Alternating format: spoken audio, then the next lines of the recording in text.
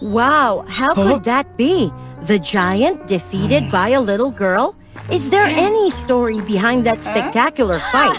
Let's follow WOA Fairy Tales for more details, little kids. Once upon a time in a peaceful village, where people had a prosperous life, there lived a girl named Alva, who was isolated by everyone. The villagers all stayed away from her because they were jealous of her outstanding intelligence and beauty. Poor Alva had no friends, no relatives, so she had to live in a ragged house on the side of the forest. She could only read books every day. The villagers lived by peacefully until one day there was a giant appeared. No one knew where he came from. What a fertile land! Now, listen, little human. From now on, I will be the owner of this land. You will have to tribute me your cattle and poultry every day, or I won't let up on you. Why do we have to do that? You do nothing for us, and you required us to tribute to you many things. It's not fair. Because of this. Now, you want to tribute food to me, or you want to be my food? Please spare my life. I'll do everything as you require. Remember that. Now, you have to follow all my words. Yes, yes, we'll do everything you want. Being too scared, people in the village brought all of their cattle and poultry to tribute him. Oh my god! It's my turn to bring him food again. I have only this goat left. How could we live on with his eating speed? Where is all the things going? I really miss the peaceful old days. Time kept going, day by day. The villagers had to tribute him all their food, until one day, they got nothing left. Sir, although we don't want it to happen, but we get no animals left in our village. We come here to ask for your permission, whether we can change the tribute from meat to vegetables or fruit. Fruits? Vegetables? Yes, we will give you the most delicious and fresh vegetables. Yes, I'll eat. However, I'll eat all of you. Bring meat here to me, or you all will be in my stomach. The people in the village were really confused and panicked after the negotiation. They didn't know what to do. Oh my God, what should I do? What should I do now? If you don't mind, I can help you kick the giant out of the village. You want to help us? Even we didn't like you before. How can we believe you? Only God knows whether you want to take this chance to harm us or not. Thank you. We don't need your help.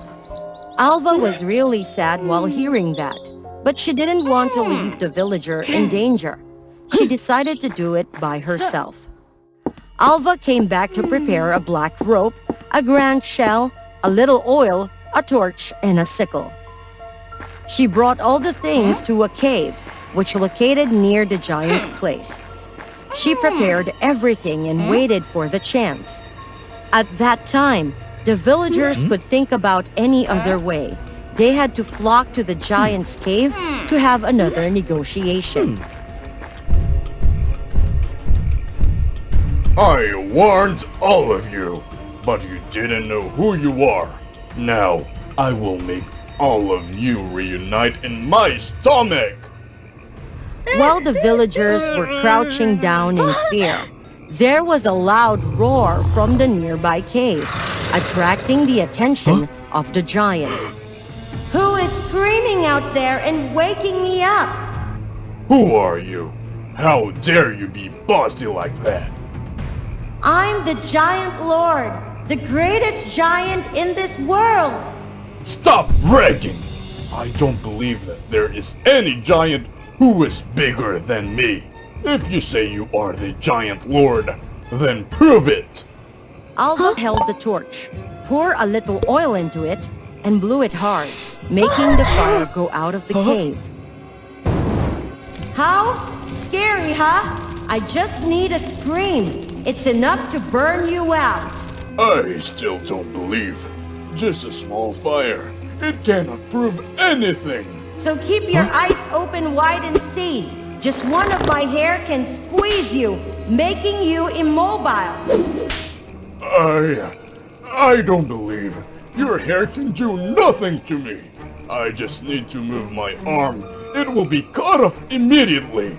Alva raised her touch and placed the sickle before it.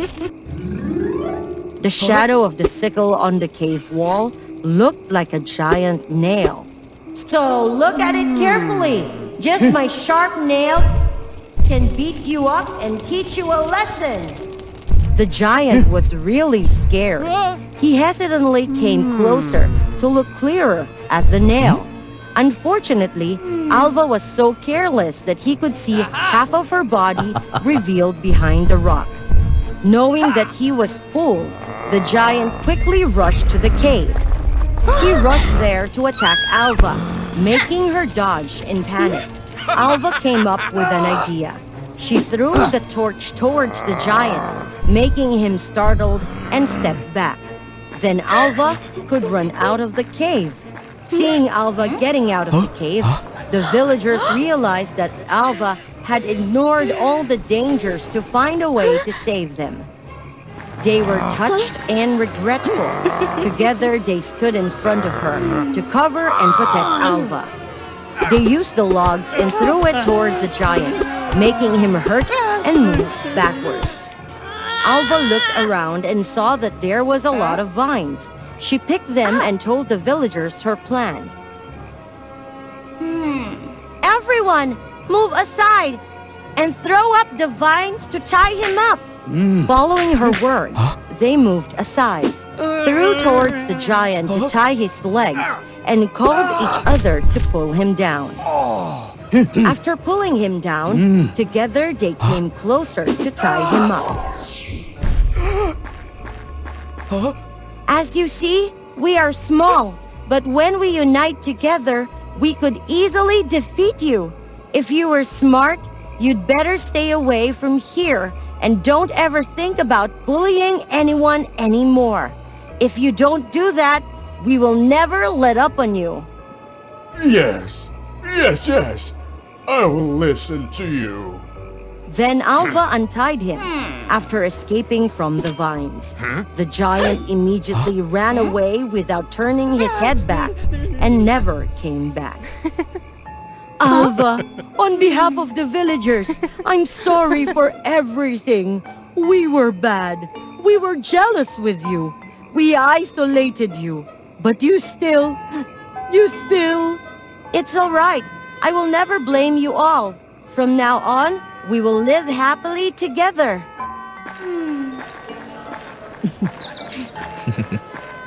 They also helped her build a small house in the village.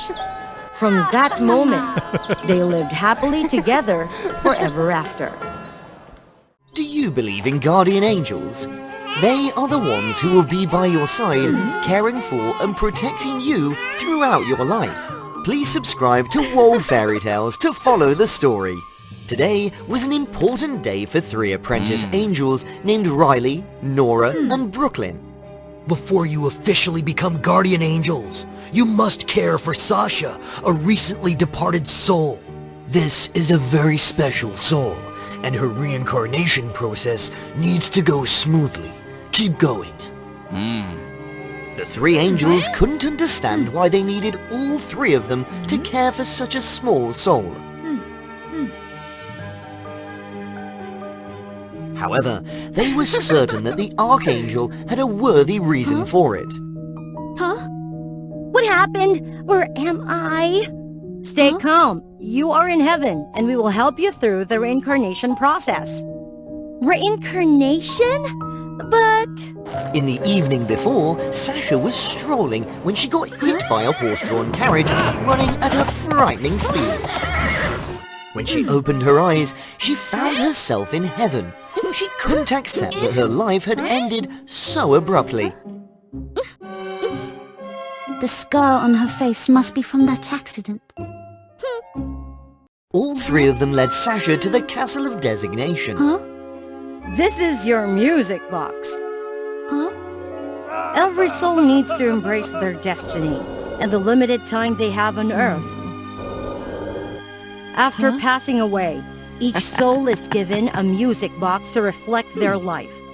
Within 7 days, our responsibility is to help you compose that music by unfolding the story you narrate. If your music is beautiful, you will be reborn into a life of privilege. If it's ordinary, you will be an ordinary citizen. But if the music is discordant, you might become creatures of the lower realms. The Archangel will be the one to review your music. Is that so? In the following days, despite the attentive care from the angels, Sasha remained silent and refused to speak. On the third day, Brooklyn had an idea. She created an illusion of Sasha's perfect life in the next incarnation. Who knows, maybe you'll become a princess. Wouldn't that be nice? The enthusiasm from the angels finally convinced Sasha to share her life story. She had a natural talent for music and pursued her passion, despite her mother's disapproval.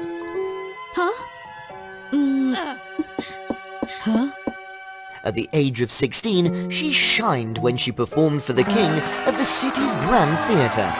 Later, her self-composed and performed music became famous everywhere. But Sasha regretted that she couldn't say goodbye to her mother before leaving this world. This overwhelming sorrow has left me unable to share my own story. Now I understand. I will compose a song for you. Wait, something doesn't feel right. Look closely. These doves are the ones who lied during the creation of their music. Hence, they've been punished. If you lie, you might end up becoming one of these doves. I'm telling the truth! To verify her words, the three angels determined to conjure an illusion of the most crucial moment in Sasha's life. The time when she sang for the king and was asked to recreate that event. It's too crowded. Overcoming stage fright and the fear of crowds, she couldn't muster the courage to raise her voice in song. I can't do it. I just can't. I knew she was lying. Come on, we need to help Sasha complete the melody of her life with honesty. On Sasha's side, she kept running and running, avoiding facing the truth about herself. She hid amidst a cluster of clouds, evading for 2 whole days. News of a runaway soul reached the ears of the Archangel. Why did you let Sasha escape like that? Sir, Sasha told a lie. This is not good. Go quickly and find her. Otherwise, graduation is out of the question. Mikey, a cherub who tends to doves, overheard their conversation. Looks like I'm getting a new dove soon. Off you go, find Sasha. By the 7th day, the flock of doves had located Sasha's hiding place. How long did you plan on running? No, stay away!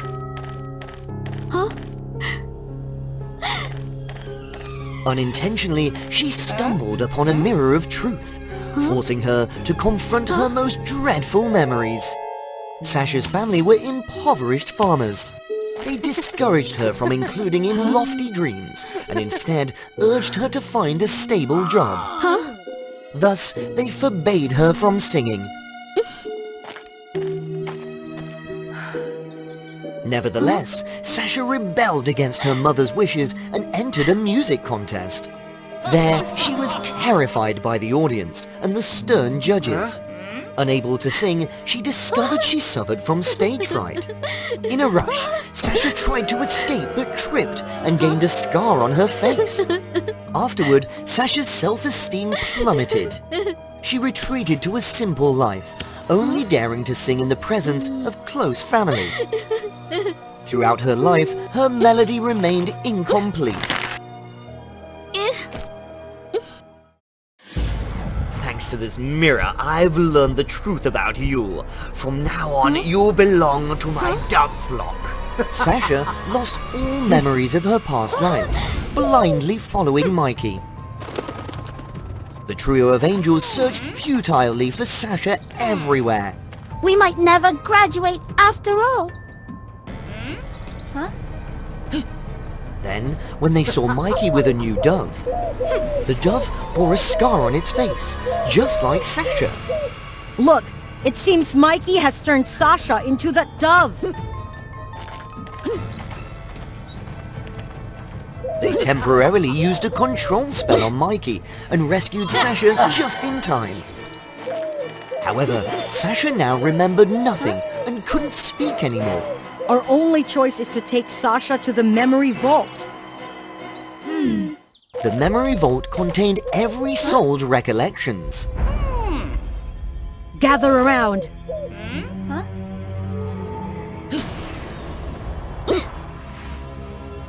The three angels flew into an endless void. They diligently collected the shattered pieces of Sasha's memories and pieced them together into a complete painting. However, 3 radiant fragments flew automatically into the hands of Riley, Brooklyn, and Nora. It was as if these memories were meant for them alone, and they were plunged into past illusions.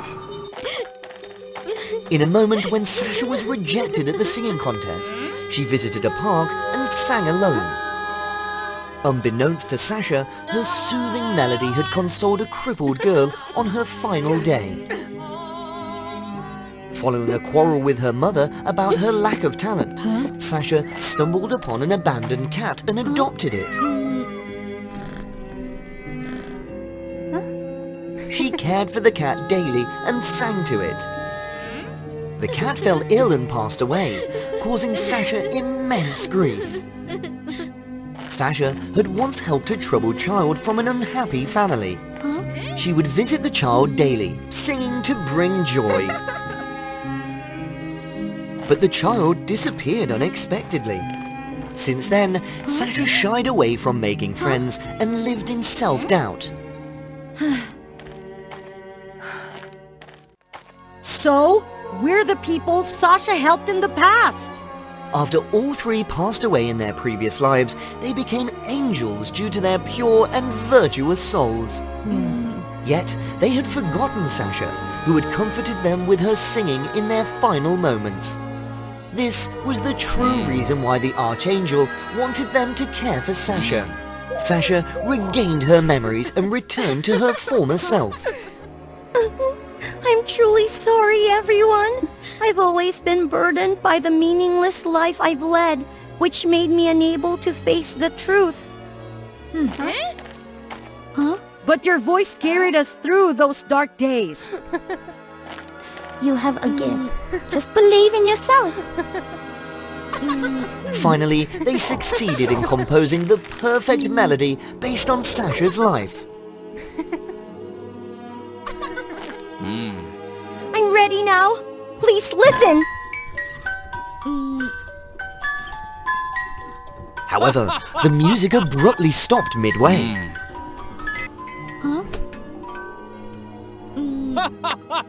The reason this song can't continue is that Sasha is still alive.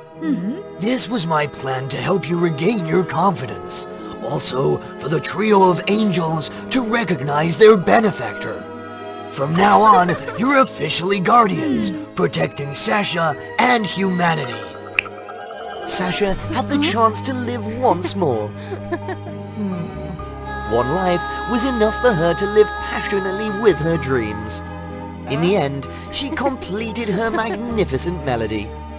She knew that as long as she did good, there would always be guardian angels by her side, watching over her. Once upon a time, deep down the bottom of the vast ocean, there lived a stunningly beautiful princess named Ariel. Ariel was a mermaid princess with a unique fin that nobody could match. Despite her outstanding appearance, she was a princess, abandoned and scorned in her own kingdom.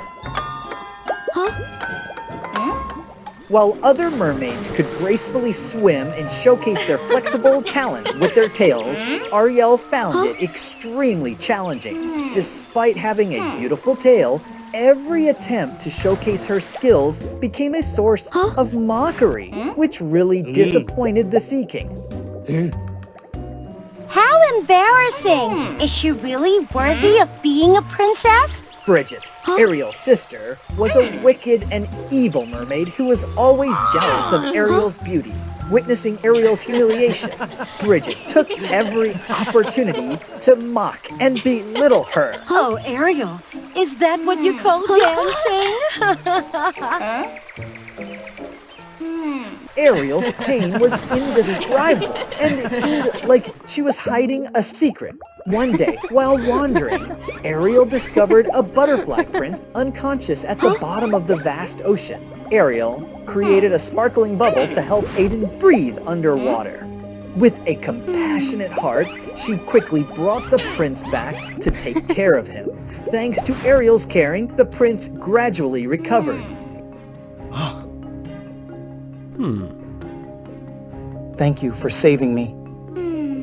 It turned out that he was Prince Aiden of the Butterfly Kingdom. In a careless moment, he had been attacked by rebels and had to jump into the vast sea. Aiden was seriously injured, so he had to stay at Ariel's palace. After many days together, Aiden was captivated by Ariel's beauty. However, he noticed a deep-seated insecurity in her eyes, as if she was dissatisfied with herself. Beautiful Ariel, do you have a hidden sorrow? Unable to hold back her tears, Ariel told Aiden her story.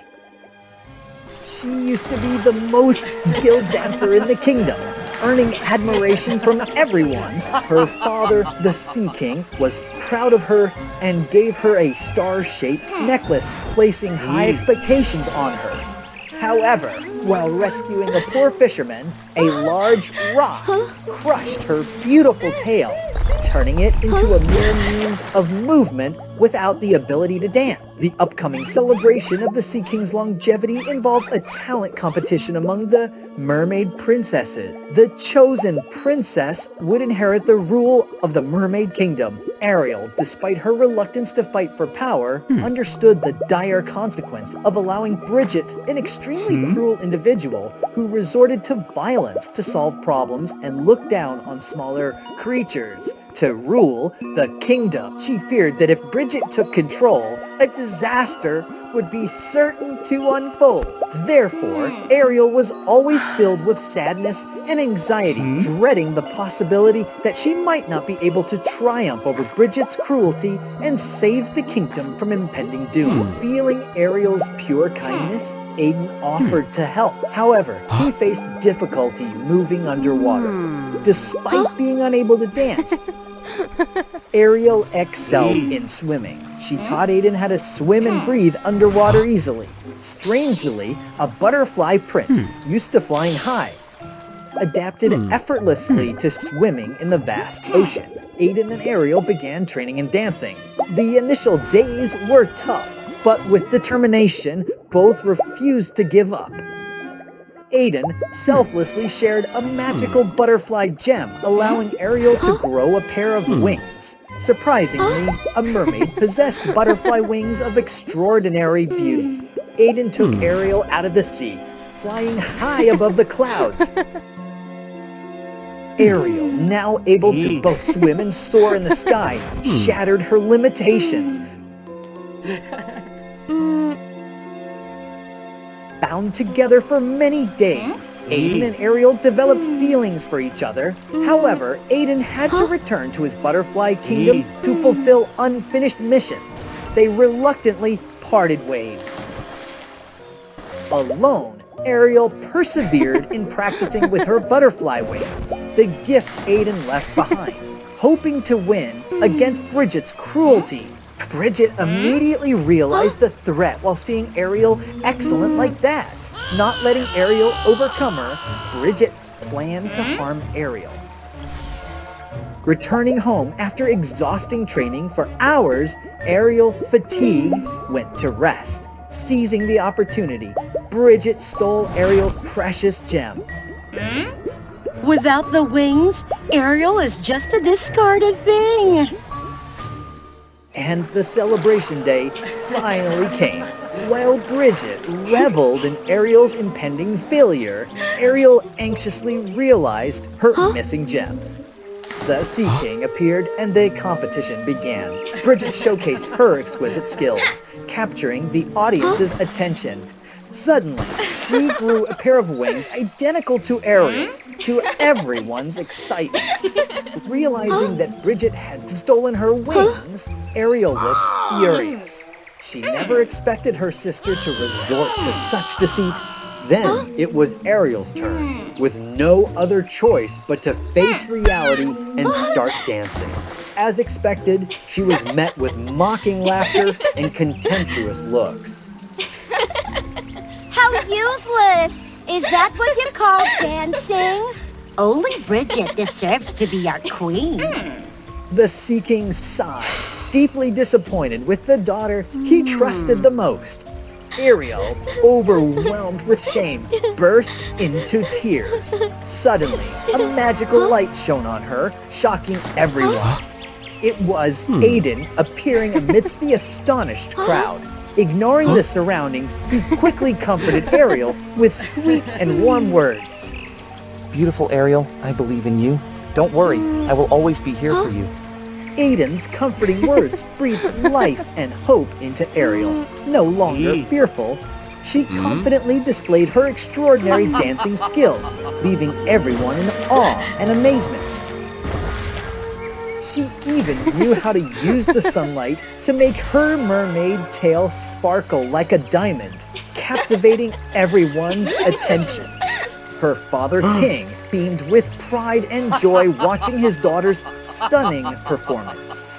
He made the decision to pass on the trident to Ariel, allowing her to rule the sea in his kingdom. Bridget, unable to bear her own failure, had long plotted to seize the sea's throne, but was lost to Ariel. Bridget revealed her true malicious nature, using dark magic to attack Ariel and claim the ultimate authority. Bridget used her powers to wreak havoc and destroy everything. People, terrified, fled from Bridget's madness. Bridget had truly transformed into a wicked sorceress. In her quest for supreme power, she spared no deceitful means. Mocking Ariel, Bridget unveiled a horrifying truth. Oh, Ariel, my Ariel, you truly are a fool. As it turned out, Bridget had transformed into the wounded villager from the past, manipulating Ariel's kindness to ensnare her. Couldn't believe her own ears. While hearing Bridget's words, Ariel was really shocked and furious. I never expected that the one causing me such pain would be you. Someone I considered a dear sister. I thought you were just arrogant, but I never imagined you were truly so evil, resorting to any means to achieve wicked ends. You've learned it too late, little girl. It's time to surrender. She aimed at Ariel, unleashing golden spells towards her. Fortunately, Aiden, Ariel's lover, timely intervened and shielded her. Aiden used his butterfly wings to block Bridget's spells. Surprisingly, the spells rebounded towards Bridget, causing her to lose her wings. Ariel, distressed at seeing her beloved injured, self-blamed for putting Aiden in harm's way. I'm sorry, my Aiden. I shouldn't have let you stay here. This place is too dangerous for you. I'm fine, Ariel. I don't blame you. I just want to protect you from the bad people. For you, I'm willing to do everything within my power. I love you, Ariel. Well, how touching. I'll send both of you to hell together. Finished speaking, Bridget unleashed powerful lightning bolts to claim Ariel and Aiden's lives. But just as the bullets were about to hit them, a miracle occurred. A radiant white light enveloped Ariel and Aiden, shielding them from Bridget's attack. It was the light from Ariel's necklace, a gift from her father containing his love and protection. The light left Bridget bewildered and disoriented. Why can't my power penetrate that light? Unaware that her trident had fallen near Ariel, Bridget overlooked the opportunity. Ariel seized the chance, quickly picked up the trident, and used it to counterattack Bridget. Ariel performed a spell that transformed Bridget into a hideous creature, resembling a large snail. She even locked Bridget's shell, preventing her from escaping. This is the price you must pay for the heinous deeds you've committed. You will live in the shell forever, with no one knowing you and no one caring about you. You will have to repent for what you've done. I hope you can awaken and feel remorse.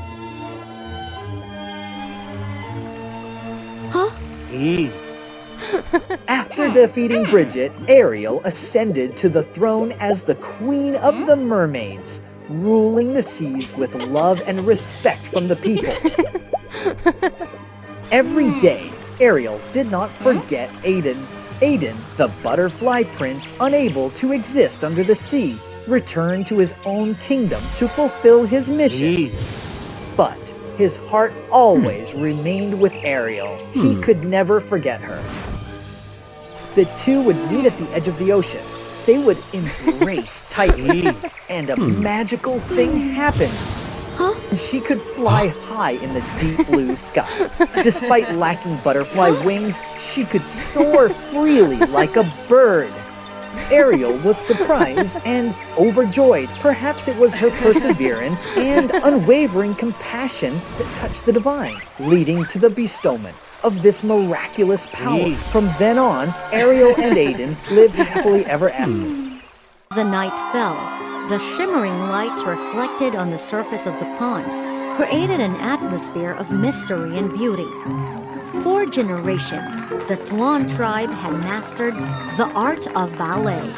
No one could resist the graceful beauty and the pristine white wings of the swans as they danced in mesmerizing and flawless movements.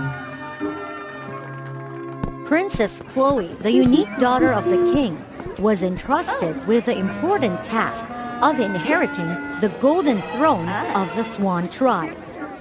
To become the queen, Chloe had to defeat other talented candidates in the ballet competition right after her father's reign ended. Anyone could participate in the competition, but Chloe's royal family always won the first prize, never losing the throne to anyone else. Her father had high expectations for her, but unfortunately, Chloe was a playful, lazy, and often gave up easily. Subscribe to WOA Fairy Tales to follow the story. Since she was young, Chloe had heard about the extraordinary power of the Swan tribe. They had the ability to control magic when they danced, and the legendary dance of her family contained immense power. To achieve that, Chloe had to practice tirelessly every day, but the legendary dance was too difficult for her.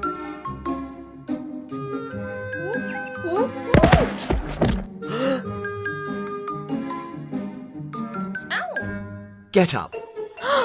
As a royal swan, you must become the most beautiful dancer in the tribe. It's too hard. I don't want to practice anymore. Let me take a break and play. I'll practice later. Chloe. Chloe easily got discouraged, and whenever things became difficult, she would find ways to escape the practice and indulge in outside pleasures. Chloe's ballet teacher was her cousin Hudson. The king promised that if Chloe became queen, Hudson would be in charge of directing the Swan tribe's nightly performances. However, as the competition approached, Chloe still couldn't perform the legendary dance. I'm tired. I'll just dance without practicing. Stop it. No more practice. Come on, Chloe. I've never seen anyone as lazy as you. I'm so tired, Hudson. I wish someone could complete the competition for me, and I'll just become the queen. Hudson was worried that if things continued like this, Chloe wouldn't be able to win the competition. You're really out of mind. I have a plan. Bring a lot of money and come with me. Wow, Hudson, you're truly the smartest. Together, Hudson and Chloe sought out a malevolent witch who specialized in fulfilling dark desires for money. In short, I want someone incredibly talented to dance for me. Solve it quickly, old hag. Very well, lazy princess. This little item can help you with that. Pluck a feather and put it here.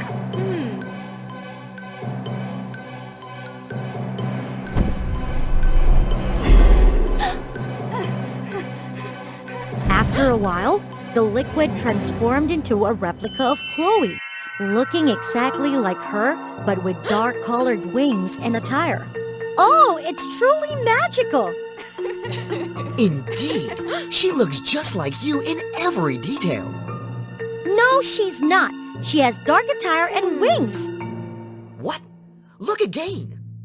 Listen, I've taken your confident and talented self and created Night Swan from it. Only you can see her dark colors. Through dark magic, in the eyes of everyone else, she still has the same pristine white feathers as you. So that's how it is. Now you can replace Night Swan in the competition. And when you're done, use the larva jar to absorb her back in. Chloe spent the whole night talking to Night Swan, sharing her life and the people around her. Night Swan listened and memorized everything, mimicking Chloe's every word. The next day, Chloe secretly observed Night Swan. Under her father's watchful eyes, Night Swan performed a dance full of enchantment and mystery. Chloe's father couldn't hide his admiration and gave her a round of applause, something Chloe had never received before. You dance beautifully, Chloe. I'm very proud of you. Not only did she please Chloe's father, but she also earned the admiration of the entire Swan tribe. She was truly a priceless treasure of the royal family, something Chloe could never achieve. Chloe felt joyful and happy. Even the lazy ones have their own ways to succeed, don't they? Chloe spent her days playing, while Night Swan stayed behind to train with Hudson for the exquisite legendary dance. On the day of the competition, Chloe hid in a secluded corner and eagerly watched Night Swan perform. Her dance was extraordinary, delicate as the morning dew and enchanting.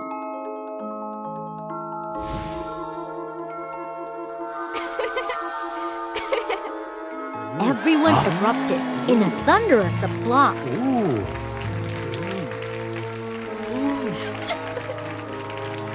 Let's welcome our new Swan Queen, Chloe.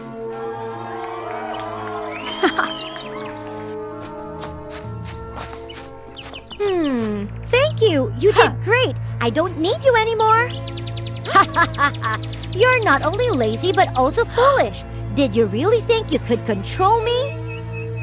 What are you saying? Go back to your cocoon. But nothing happened. It turned out Chloe had been deceived by the malevolent witch. Night Swan had become a separate entity with a desire to take over this life. I am the one who deserves to be queen. Nobody needs someone as useless and harmful as you. Night Swan would destroy Chloe to become the sole entity.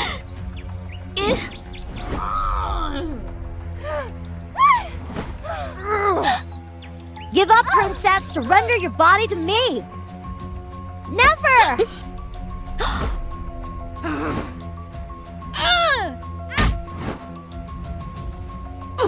Oh, looky! I'll catch the little one later. She was fortunate to survive such a powerful collision. She felt extremely scared of the dark magic and the consequences she had caused due to her laziness and selfishness. Hudson finally found her in her worst state. Chloe, I found you. I've been searching for you. Hudson, I didn't know what to do anymore. Do you know? Night Swan has gained absolute power. Even your father can't stop her. And I can't even be sure if Father will believe me. There's no one left to help me. You are the only one who can save yourself. Stand up, Chloe. Determination ignited within Chloe like a burning torch amidst the storm. This time, she would truly change. I understand. Keep teaching me to dance, Hudson. I want to defeat Night Swan and reclaim my life. The two siblings went to a cottage in the forest and practiced ballet day and night. Her usual laziness was replaced by a determined gaze that was unafraid of challenges.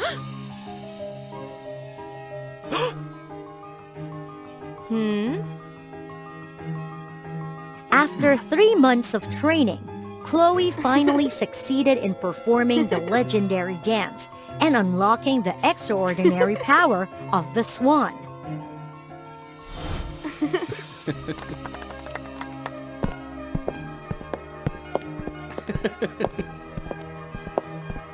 After ascending to the throne, Night Swan revealed her tyranny and cruelty. She wanted to conquer other kingdoms as well. Knowing that swans had the ability to shoot magic whenever they danced, she forced them to use their dances as weapons instead of mere entertainment. Compelled to follow the path of war, they couldn't dance out of passion anymore, and the swan tribe now lived in agony. Chloe's father noticed a significant transformation in Chloe since she ascended to the throne. She grew distant and authoritarian, only wishing to issue commands and have everyone obediently follow her will. Despite his repeated attempts to advise her, she remained indifferent, believing herself to be the rightful ruler who needed to answer to no one. Her father felt deep sorrow and longing for the girl she once was, lazy yet kind-hearted, always caring for her people and family. Chloe returned, surprising the entire tribe. They couldn't comprehend how there were two identical figures before them. I am the true princess. Release my people at once. You are an imposter. I shall personally vanquish you. Melodic tunes filled the air as Chloe gracefully danced, moving with a gentle and ethereal elegance.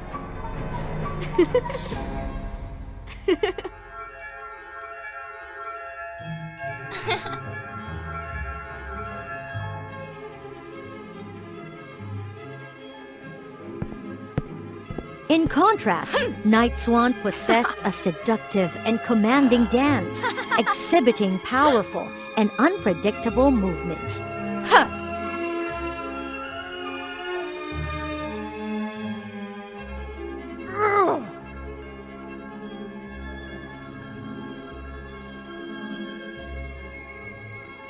With a swift gesture, Night Swan unleashed a tremendous surge of energy towards Chloe.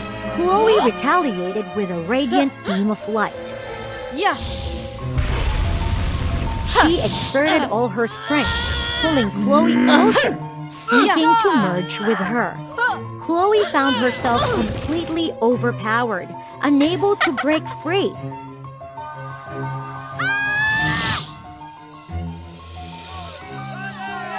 Hudson promptly revealed the truth to Chloe's father.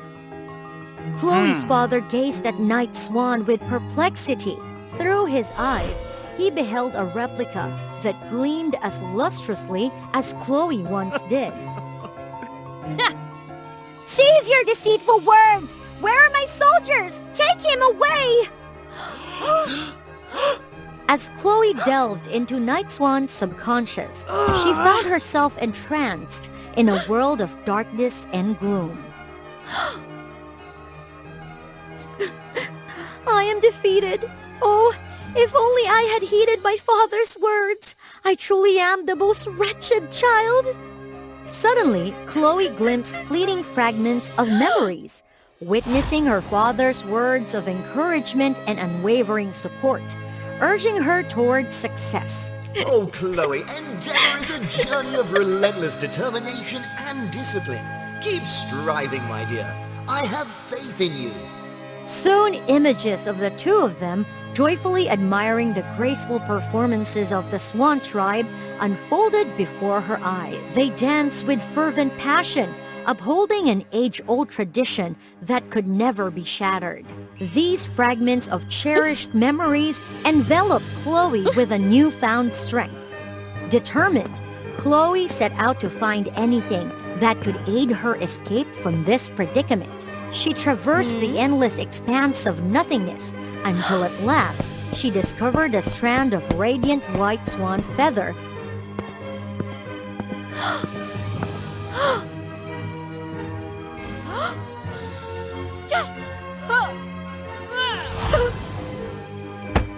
No! Everyone could now see her true form, adorned with ebony feathers. Chloe's escape was possible because she remained true to her original self, impervious to the replica forged through dark sorcery. Once the feather is obtained, the seal shall be broken and she can be vanquished.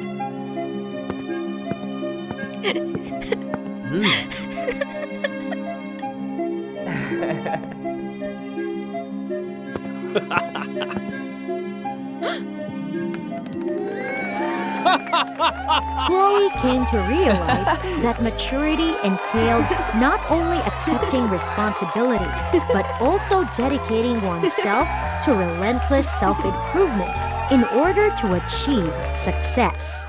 Fairy Rosie and the handsome fairy Flynn that many people admired. Rosie was a stubborn and naughty girl who would always make fun of Flynn, while Flynn was always tolerant and gentle, taking care of Rosie. In particular, in the fairyland where they lived, there was a legend about a lake known as the Forbidden Land of Death, deep in the mysterious forest. This forest was also rumored to be the shelter of a dark evil witch named Helen. People were always advised by the elder fairy to stay away from this place because there was sealing an extremely dangerous dark thing. If there was anybody who liberated it, this fairyland would be in danger, and the fairies would also be in trouble. However, Rosie was extremely curious about it. Flynn, I heard that the lake is the lake of wishes. As long as you go there to make a wish, all your wishes will come true. But that was the Forbidden Land. We shouldn't trespass. We are fairies. We have magic. What are we afraid of?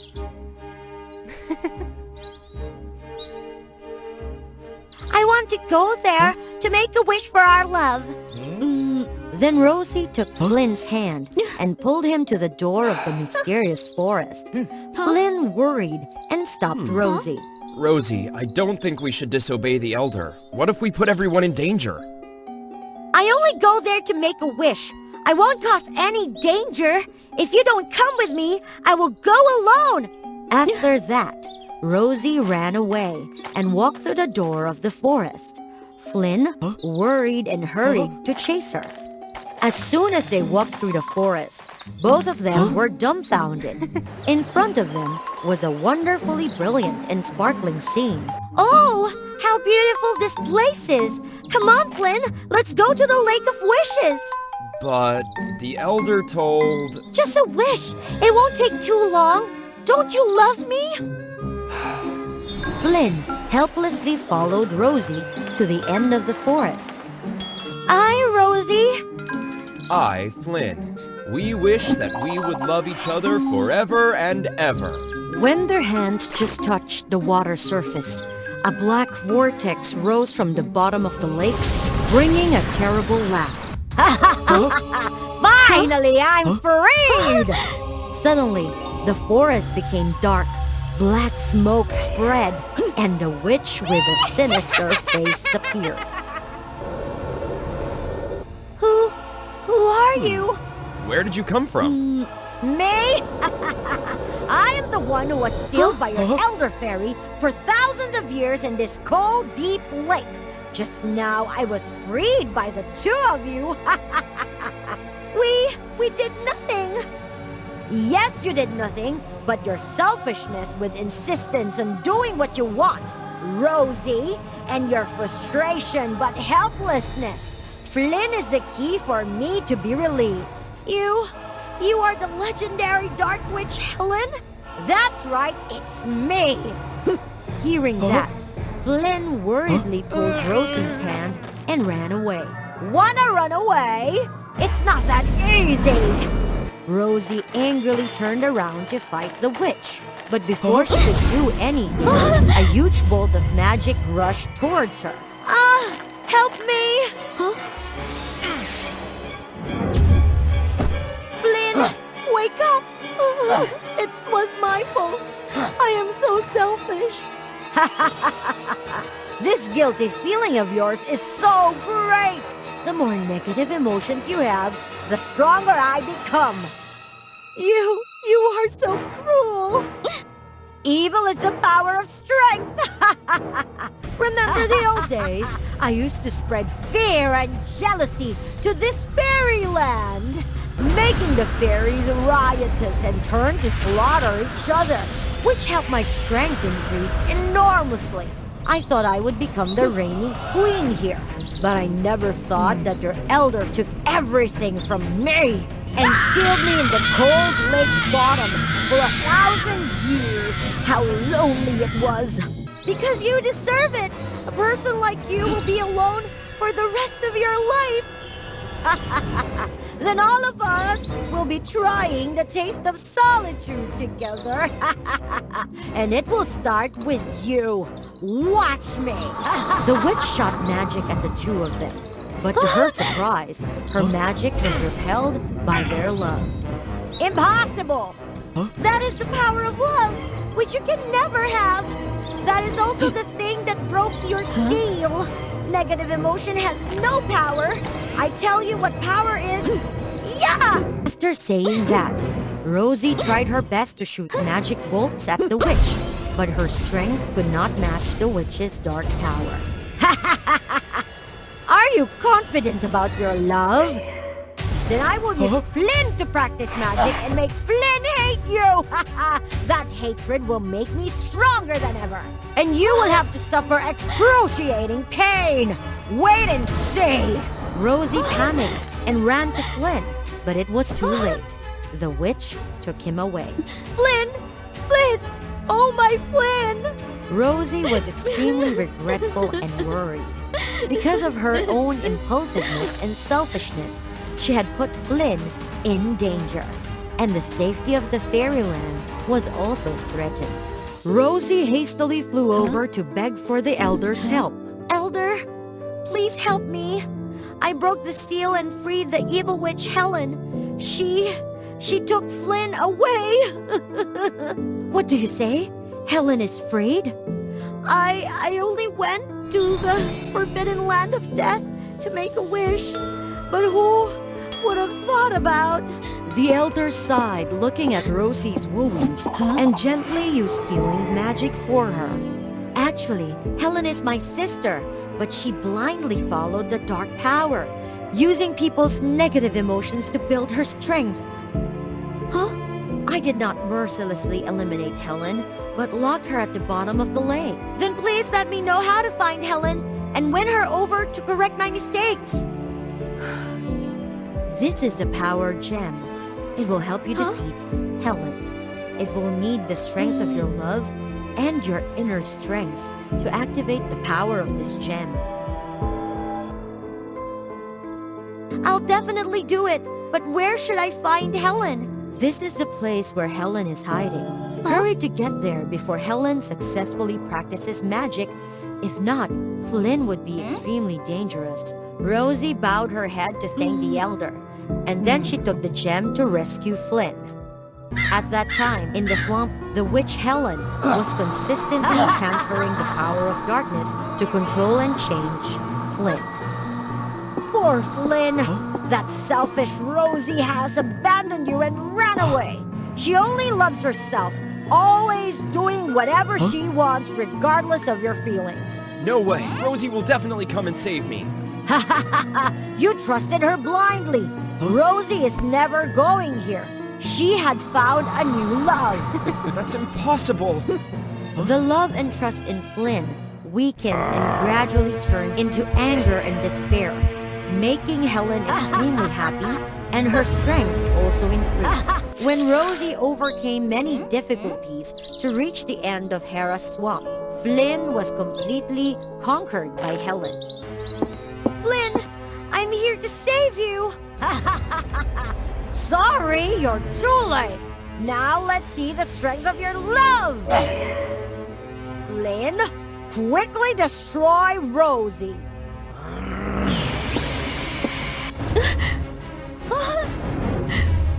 How does it feel to be destroyed by the person you love, Roxy? No way! Flynn, please look at me! I'm Rosie, the one you love! Flynn! Flynn, please look at me! Just once! Despite Rosie screaming in vain, Flynn's eyes were still lifeless. The magic gem in Rosie's body fell to the ground. She quickly grabbed the gem and shone it at the witch. The bright light from the gem scared the witch. She fired spells at Flynn and controlled him. Rosie, please throw the gem away. It hurts me. It hurts.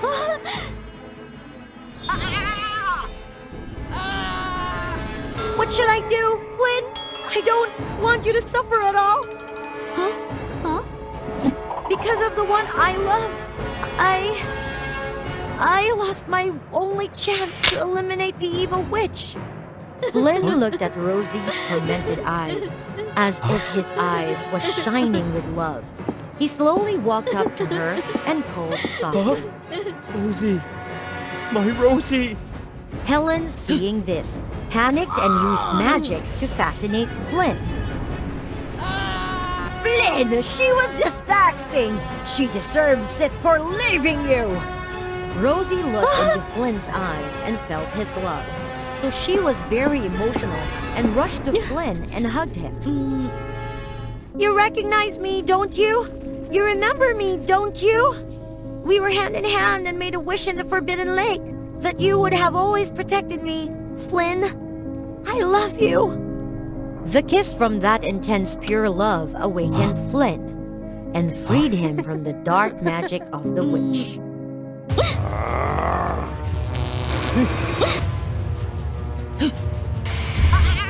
Helen got up and used all her strength to shoot magic at the two of them. But their love created an incomparable power that blocked all spells. The broken gem was also healed by the power of Flynn and Rosie's love, and then shone with a dazzling light that burned Helen in an instant.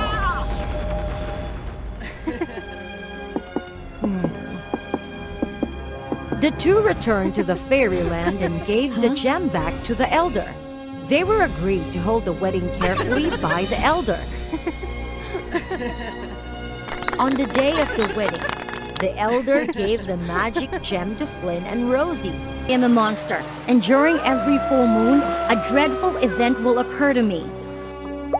I transform into a human. Yes, you heard it right. You didn't mishear. Subscribe to WOA Fairy Tale to follow the story. From ancient times, humans have been the eternal enemies of monsters. ancestors of humans hunted monsters to obtain precious items. Believing that these items could cure all illnesses and grant them extraordinary powers. In the eyes of monsters, humans are a deceitful and wretched species. After centuries of battle, monsters were defeated by the unity of humans. In the end, they had to hide and vanish, with no one seeing a monster anymore. Aria is a half-breed, her father being an octopus monster and her mother a human. When she was born, her mother passed away due to an illness, and she grew up with her father. However, as a half-breed, she would transform into a human during every full moon, and had to live in seclusion. This makes her very self-conscious, and despise the human part of herself. Although no one knew she was a half-breed, Aria was ostracized by the Kraken clan due to her unusual appearance. She had no friends and lived in solitude. When she turned 18, according to the common rule, all monsters were required to attend Elemental Monster High.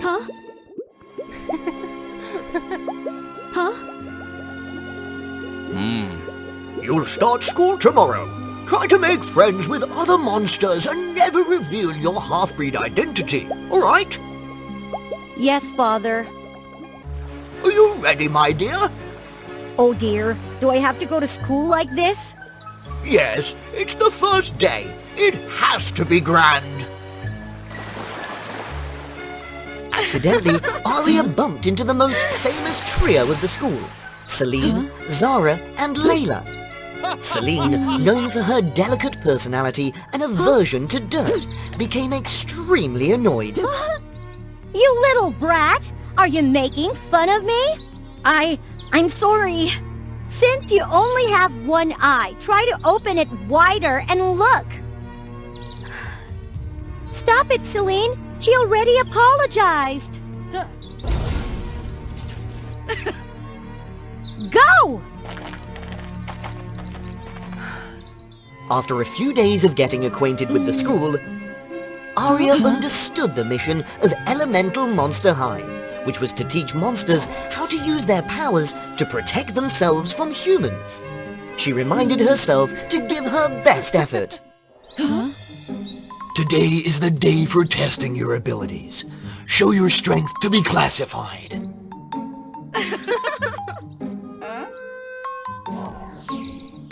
To utilize your powers effectively, you must focus and have absolute confidence in your own abilities.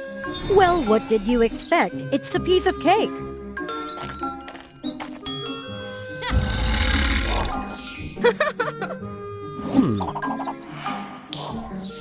Watch this! The power of a sandstorm!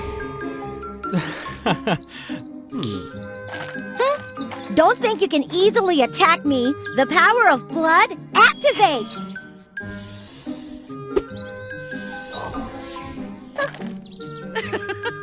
Excellent. Then it was Aria's turn, but she clumsily attempted to use an offensive spell. Due to her lack of confidence in her abilities, the water spell from Aria was easily evaded by the snake monster. Ah! Help me, Master! That's too bad. Be careful! You might turn into stone! No, Master!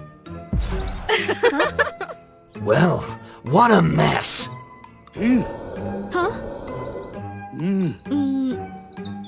Listen up. Celine, Layla, Zara are in the S class, while Aria, you've exceeded my tolerance.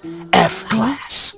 Celine was surprised by Aria, a seemingly weak and clumsy person who turned out to be incredibly kind. It seems you still haven't gotten used to using your powers, huh? Yes, I'm still very weak. Take your time to improve. I'm hosting a party tonight. Will you come?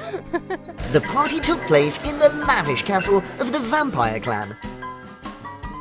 But when they arrived, everyone saw Aria, a low-ranked monster with an ugly appearance, and they mocked her, not approaching her for conversation. Aria bowed her head, feeling sad and insecure about her own self. All eyes were on the trio of monster girls, and Celine stood out the most. Why am I so ugly? I will never be like them, right? Aria ran away from the party, consumed by her own self-pity.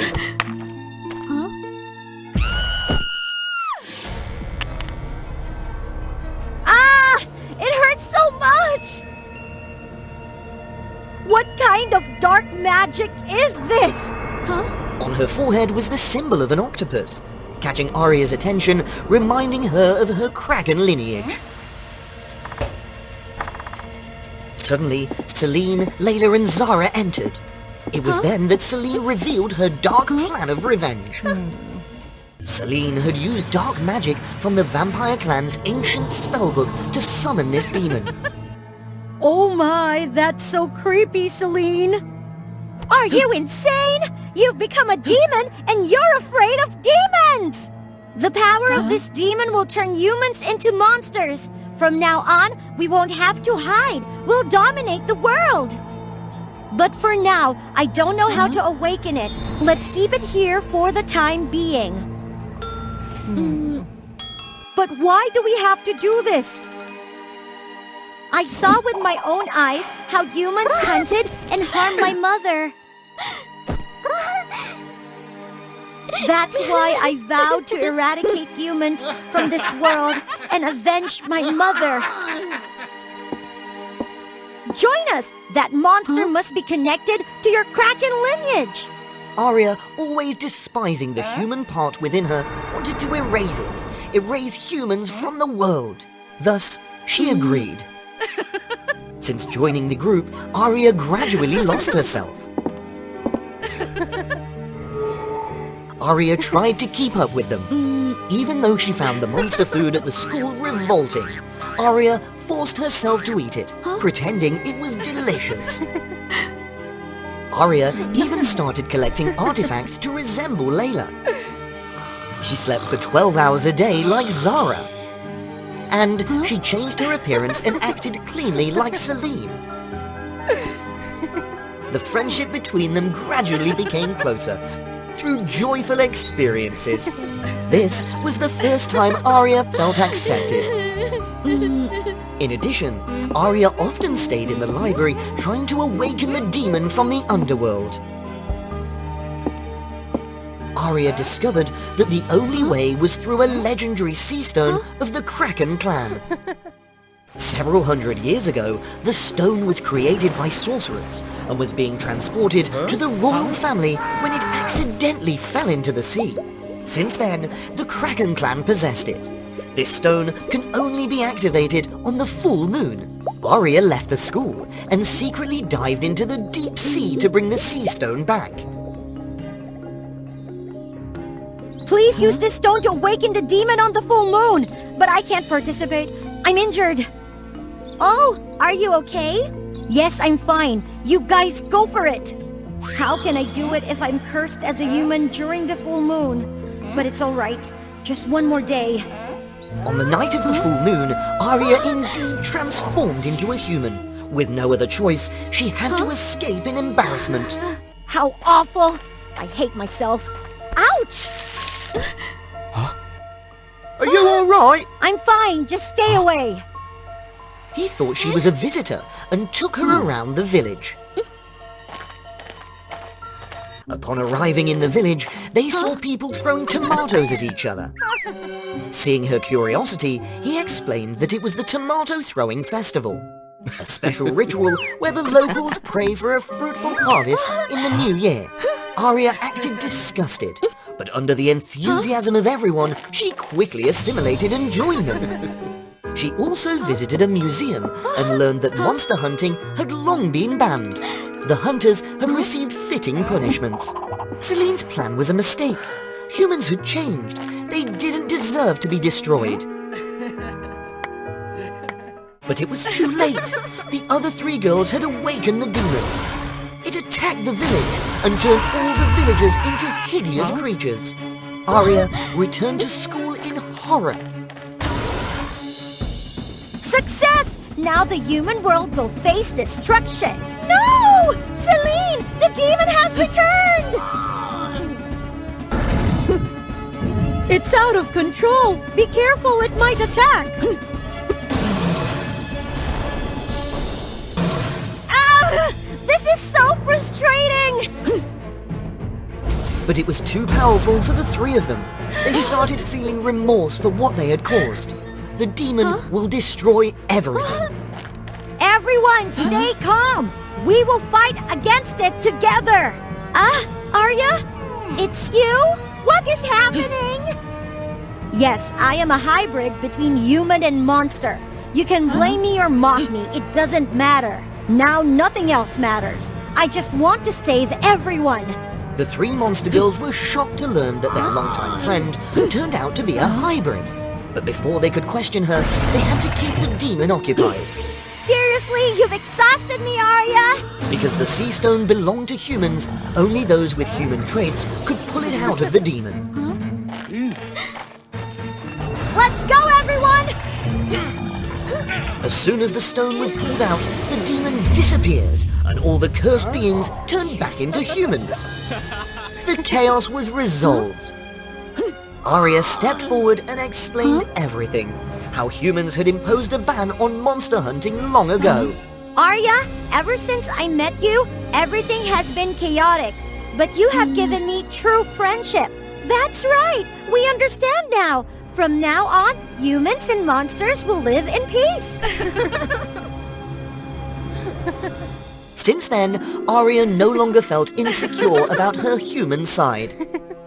She lived freely and true to herself, ready to do what she loved. Monsters and humans formed a peace treaty. Elemental Monster High also changed its rules and welcomed hybrid students. Now leave your thoughts and comments below. In a distant kingdom, both men and women had long and flowing hair. It's because the longer their hair, the stronger their magic. Allow me to introduce Tiffany, the lady with the longest, most beautiful hair. Only those who have watched WOA Fairy Tales channel could be more beautiful than her. Who could be more beautiful than me? And so, Tiffany possessed the most magical hair in the kingdom. Tiffany used her hair to perform showy tricks and attract attention. She and the people of the kingdom looked down upon those with short, non-magical hair. In the past, Tiffany used her hair to help others as her mother had advised. Don't hesitate to sacrifice your hair to save those you love. But after her mother's demise, due to a scheme by a group of short-haired individuals, Tiffany changed. She transformed into an obnoxious show-off. Surprisingly, people still adored her. Many suitors proposed to Tiffany. Yet, she only had eyes for Prince Ryder, soon becoming the princess with long hair. Tiffany's vanity grew even more pronounced. She assembled a team of maids solely to tend to her magical hair.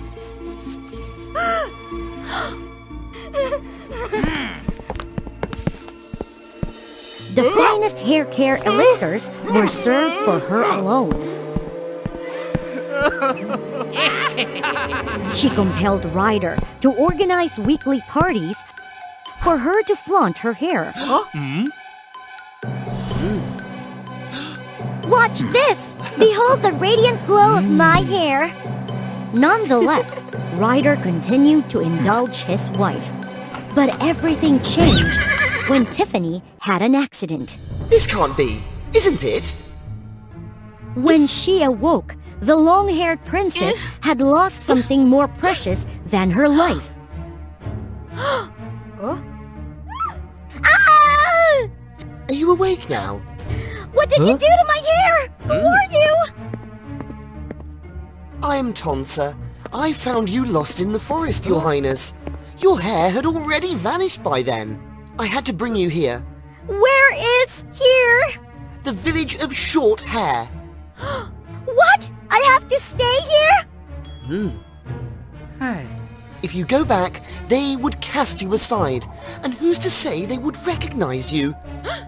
He isn't wrong. I've lost my hair. Reluctantly, Tiffany accepted the offer from that young man.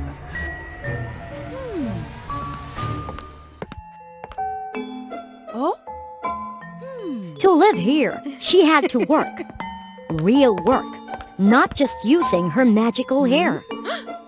Of course, she couldn't do anything well.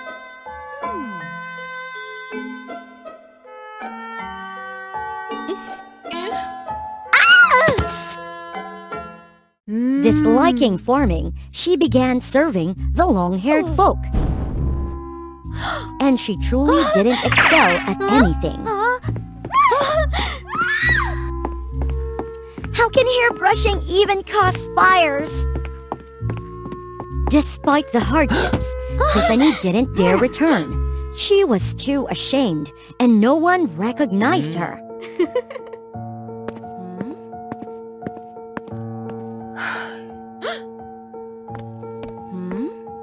Fired again, huh? Come work with me instead.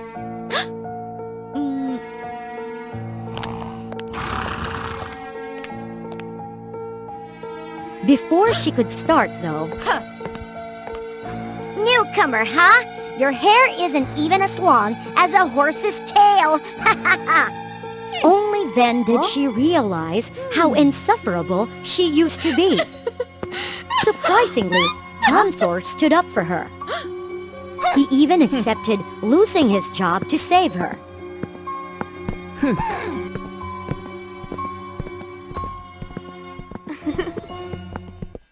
Tiffany understood that she had misunderstood the short-haired people. United by their lack of magic, they helped each other willingly.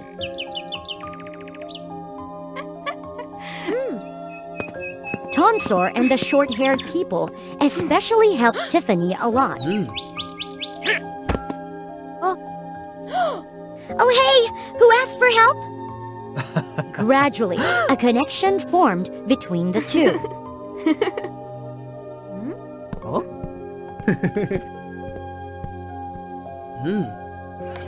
One day, Tiffany had to visit the capital alone. No one recognized her as the princess with long hair. And she saw her former husband, Ryder, but he seemed different. Why does that hair look strange, yet familiar? Is that my hair? It's you! You stole my hair! Isn't that the princess? Exactly, that's her face. Obviously, Tiffany was captured immediately. I never thought you'd still be alive. It turned out Ryder had lived for a long time. He stole beautiful hair to maintain his youth. Because Tiffany was so famous, he had to trick her into marrying him to fulfill his sinister plan. I once had your mother's hair. Yours is even better. The short hairs harmed my mother, didn't they? I hired those guys. This time's no different. That tonsor should have ended your life. Only then would the hair be truly mine. Once I am powerful enough, I shall seize control of the kingdom's hair magic. Ryder staged a public trial of Tiffany to deceive the masses. This short-haired woman has harmed my wife, impersonated her. Bring forth the accusations. Immediate execution. No excuse. Stop!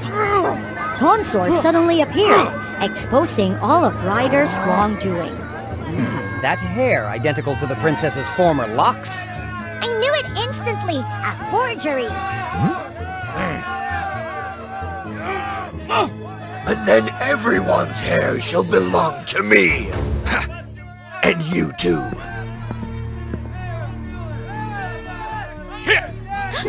Tonsor intervened, rushing to Tiffany's aid. But he had to trade his life for hers. Tonsor! Do you remember?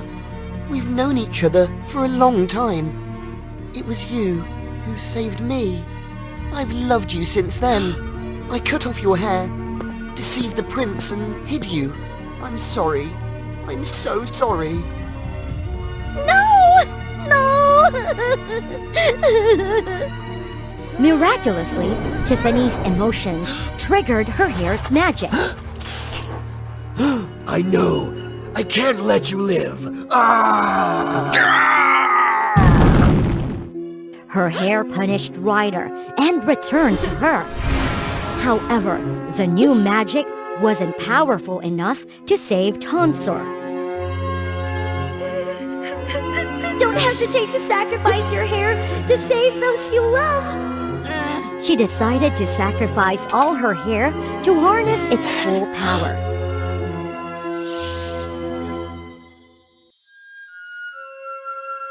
Tiffany? Though she lost her hair, Tiffany saved the man she loved. And she changed the mindset of the entire kingdom. These two short-haired individuals saved the whole kingdom. From then on, people with long hair and short hair began to live together harmoniously. As for Tiffany, she matured and became the rightful ruler. And oddly enough, her hair started to grow again, allowing her to use it to aid the kingdom once more. Is the wedding truly the perfect ending of love? It could be true if you're reading a fairy tale. After going through many ups and downs, in the end, the princess and the prince will live happily ever after, and the curtain falls. But that does not happen in today's story.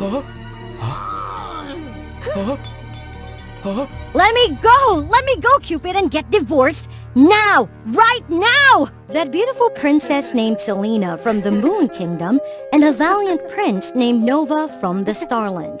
Their love had triumphed over the trials of time, even when Nova had to fulfill his royal duties far away. He had devoted himself to shorten the distance between them. Well done, Nova. Congratulations on completing your duty.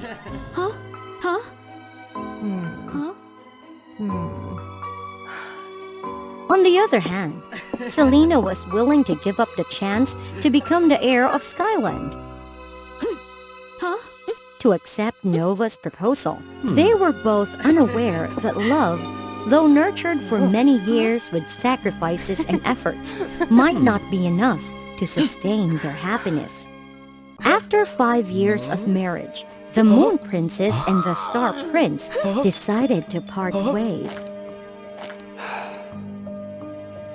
But why do we have to part ways? For the 9th time this month, you want to go to Skyland? It's dangerous there, with wild Pegasus and lightning strikes lurking in the clouds. I understand. It can be risky, Selena. But it's also exciting. I'll protect you. No, no, no!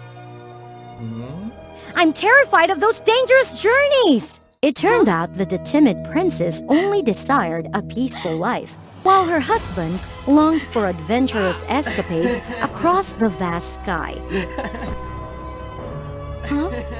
But Selena's fear overwhelmed her, and she couldn't step out of her comfort zone to share in Nova's excitement. Nova, set each other free! Lost in sorrow, the two didn't realize that danger was approaching.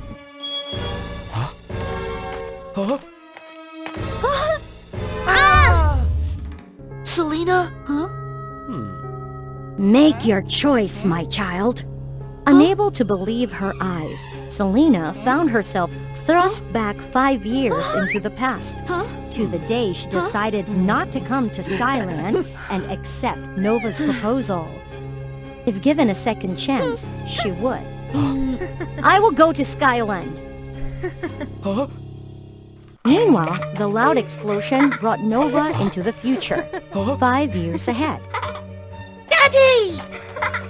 He couldn't believe that in the future, he became the leader of the Sky Protection Team. But the long adventures made him lonely. Nova suddenly understood his desire for peace with his loved ones. After much difficulty, they reunited with their family, and a new mission came. Urgent news! This is Monolith, the stone guardian of the Colossus black hole. I'm sorry, but something big has happened. The big event was about Skyland, a place where all the powers of the tribes on the sky converged. It was always threatened by the Colossus black hole. Monolith recalled that the last time the black hole wanted to swallow Skyland was 10 years ago, and a princess sacrificed herself, using her power to create a protective thread. These days, the thread was weakening, and Skyland was about to be swallowed by the Colossus black hole.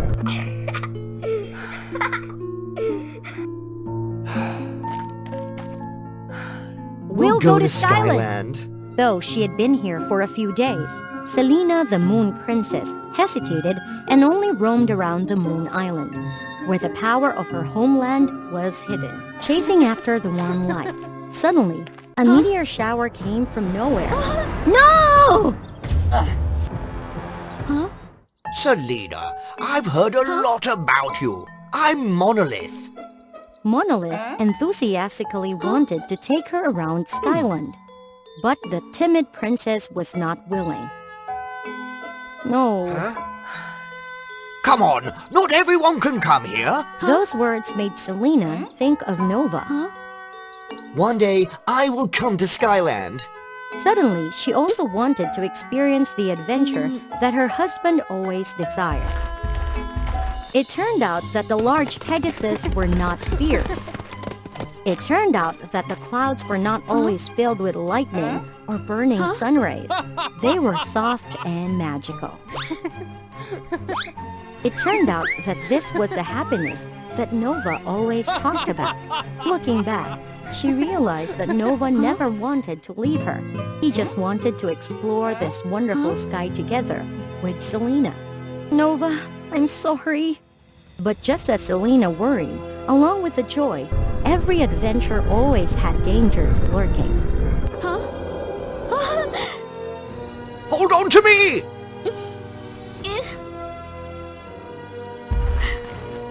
What's happening? The gravitational pull of the Colossus black hole is active again. It's a powerful black hole that can suck in everything around it, including Skyland. So what about the power of the tribes? We can't let Colossus wipe everything out. Selena didn't know that, in another dimension of space, her loved one was also extremely worried about the pull of the black hole. He struggled using the light from stars to move the black hole, but it seemed futile. It barely budged. In the past, Selena attempted to construct a stone barrier, but it wasn't very promising. It was so difficult that she barely managed to save Monolith, the stone guardian. The black hole was getting wider, and the stars were the next target for Colossus. This is not looking good. The Star Tribe won't make it. Oh, Nova, what should I do? Without much time to hesitate, the Moon Princess had to make a decision. She transformed all her magic into a massive force and turned it into a protective thread around Skyland.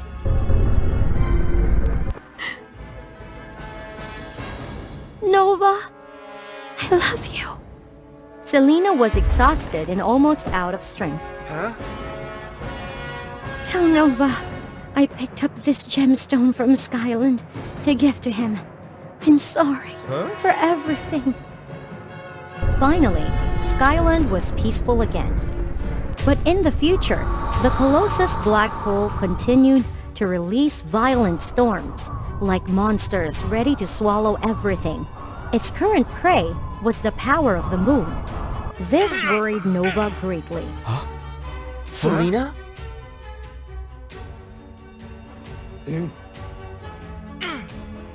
Nova made a firm decision and put all his strength into summoning the stars around Skyland. By his command, they gathered together and formed a prison surrounding the black hole. Everything returned to its original state.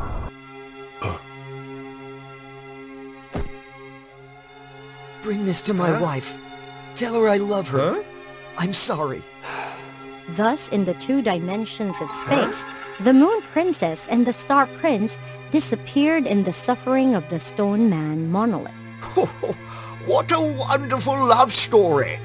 It turned out that Monolith had collaborated with Cupid. Cupid didn't want to witness the young couple parting in regret. So together, with the god of time Kronos, the dream god Morpheus, and the Stone Man Monolith, they created a perfect plan. Kronos brought Selena back to the past to try to set foot on the interesting places she missed. On the other hand, Morpheus wove a dream for Nova's soul to live in. The scenery was an illusion, but the thoughts and emotions were his. Selena? Nova woke up while Selena was still talking to the Supreme Goddess. I will reward you with a chance to be reborn. Stay here and take over Skyland. Are you hesitating? Aren't you always scared of the dangers that lurk outside? Stay here. This peaceful place will make you happy. From Cupid, Nova knew about his wife's meeting with the Supreme Goddess. What if Selena chooses to stay there? What if she doesn't need me anymore? Oh no, I'm so awful. Then you'll be free. Isn't that your dream? To be free to explore everywhere without worrying about your wife's demands. No, Monolith. My adventure would be so dull without her. No matter what Selena's choice was, he would pursue his love once again. Nova! You? The journey to the past had led her out of her comfort zone. More importantly, she realized, I've come to realize that there is no peace anywhere without you. Now Selena and Nova were ready to accompany each other, whether in familiar places or on new adventures. In their story, the wedding is not the perfect ending to love. Love is a journey, and 2 people will enjoy that journey together with understanding and sharing. They say home is where the heart is. But why do I always feel this place is so fake? Out there, what is waiting for me? Subscribe to WOA Fairy Tale to continue following. 100 years ago, the myriad creatures lived happily in the forest. Tragedy struck when the forest deity mysteriously disappeared. In its place was a ferocious lava monster. It wreaked havoc on everything and brought a veil of darkness. The forest was no longer a safe haven. They spread rumors that the very monster defeated the forest deity and took his mystical heart. In the face of this sorrow, the skilled fox person Marwood helped them build a magical crystal kingdom. Thanks to you, Marwood. It's all thanks to the divine seed that the spirits bestowed upon me. Listening to Marwood, the myriad creatures stayed in this land. They believed that leaving meant certain doom. Every day they mined stone ore, depleting the remaining resources outside, all for the sake of the tribal leader's kingdom. And in return, a warm and happy life. Among these myriad creatures, there was a pair of unicorn spouses. Lately, the wife had been hearing strange whispers, urging her to escape. She ventured deep into the forest, acting as if enchanted. When the husband arrived, the mother had departed forever. Only a newborn child remained. In that moment, he swore to protect his daughter for a lifetime. Savannah, the unicorn, a child born of the forest, but not allowed to return. The mysterious origin of Savannah made her look different from other unicorns. They called her an anomaly, an orphan. She found solace in the trees outside. They were her closest friends. Come back quickly, Savannah. Do you know how dangerous this place is? But Dad! You're not allowed to come here anymore. I forbid it. Despite the prohibition, Savannah would often sneak out to read the ancient scrolls left by her ancestors. The unicorns used to live so happily with nature, didn't they? Savannah continued to grow. Luckily, she had a friend, the fairy bunny Hazel. Oh, how wonderful! Wherever you go, the birds follow. I don't understand it either. Look, I can even do this!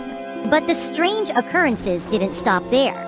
Savannah often had dreams of the forest, where she saw the divine seed that Marwood always guarded. Savannah decided to seek answers about herself. It's safe.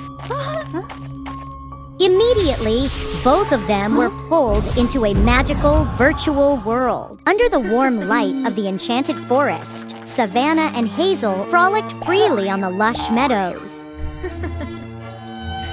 The forest was truly majestic and poetic. These peaches are so delicious.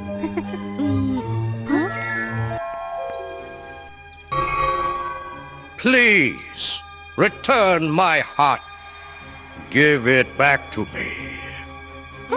The divine seed is the heart of yours? So Marwood is the thief. This is the only way for the myriad creatures to return to the forest. Listening to the forest deity, Savannah was determined to become the one who could save him.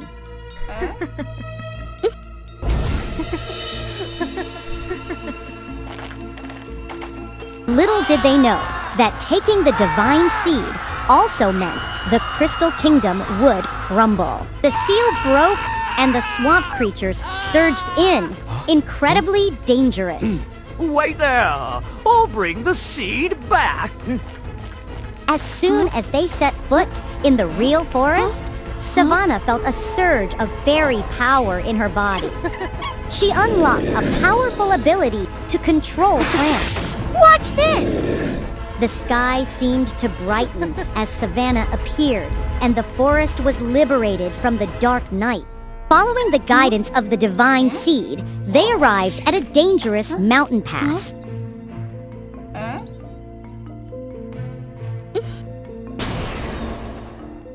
Savannah easily crossed it with Hazel. However, the world before them was a barren desert, completely different from the natural experiences they had before. Could it be too late to save the forest? Finally, I caught up with you! Come on, give me the seed! Your father is in danger! As soon as Marwood's border broke, the lava monster would destroy all life within it. You don't want all the creatures to face extinction, do you? Though she wanted to save the forest, Savannah couldn't abandon her father. No! Don't give it to him! Remember your destiny, Savannah! Suddenly, an image projected from the divine seed. As Savannah predicted, Marwood, driven by boundless greed, had stolen the forest deity's heart. However, when the forest deity vanished, the lava monster appeared and demanded its heart back. Marwood and the lava monster engaged in a terrible battle. Before fleeing, he realized the lava monster was none other than the forest deity that had been corrupted. Marwood had exploited the creature's resource exploitation, turning the once lush forest into a barren land. So that's why it led to that curse. Give it here! The lava monster suddenly awakened from the nightmare of vengeance after 100 years.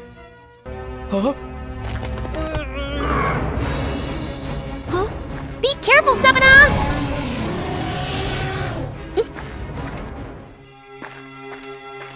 Oh, Hazel, save him! I believe in you. And that was the last word her beloved best friend had for Savannah. In that moment of desperation, Savannah looked deep into the deity's eyes. Please return to your true self. Deceitful! All deceitful! That moment, Savannah embraced her fate and spread her arms to embrace the deity. Her entire body ignited, but she didn't care.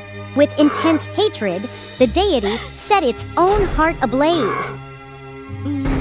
Just as Savannah was about to fight, she was drawn into the subconscious of the forest deity. In front of her were images of the past. Before I was corrupted, I split my heart in two. One half became the divine seed.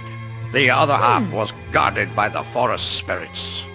And I waited for the most empathetic and purest soul to give my heart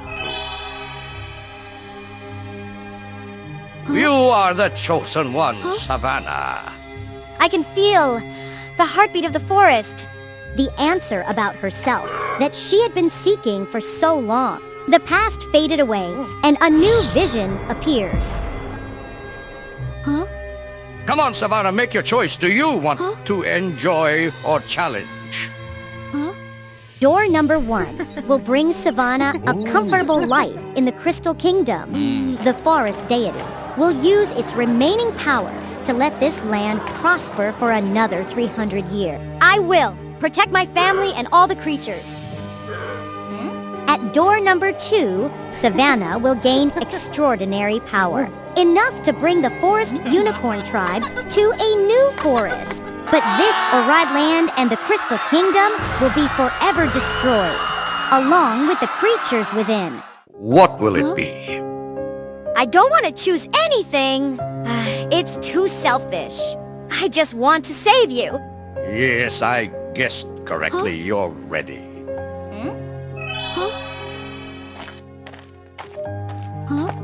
Now, step through the... Savannah returned to the Crystal Kingdom, but everything was gone. Why is it like this?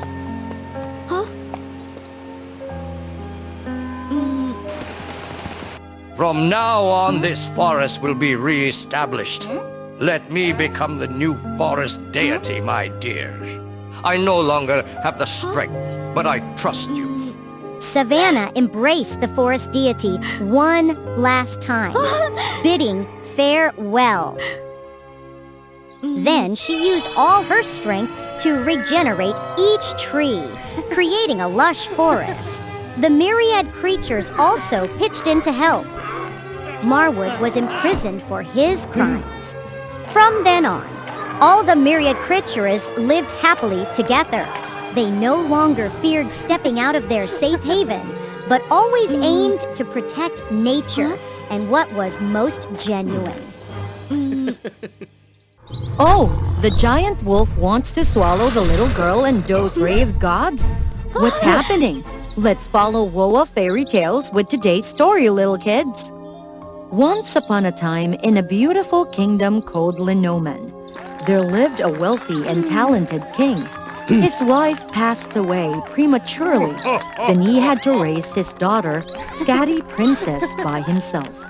Although being a talented king, a good father who loved his daughter, Lino was too egoistic. One time, when Odin wandered around the earth, he forgot his spear there. Seeing that, King Lino immediately brought it home.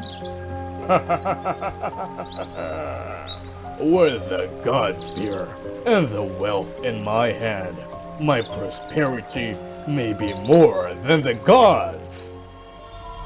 Those words reach Odin, the supreme god, making him really angry.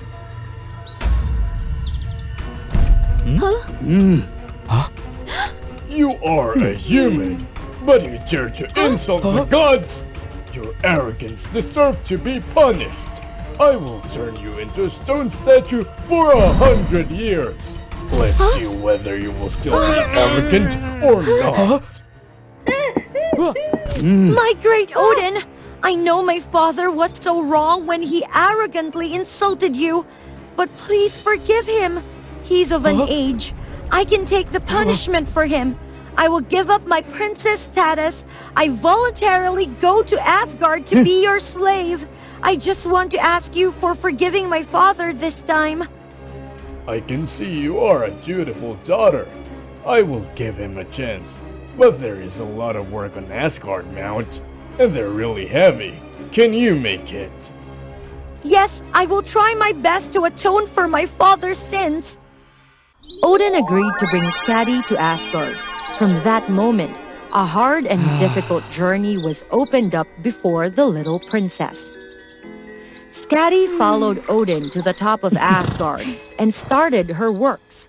She had to work over from dusk till dawn, even the hardest work. Moreover, some of the goddesses also whispered to gossip about her.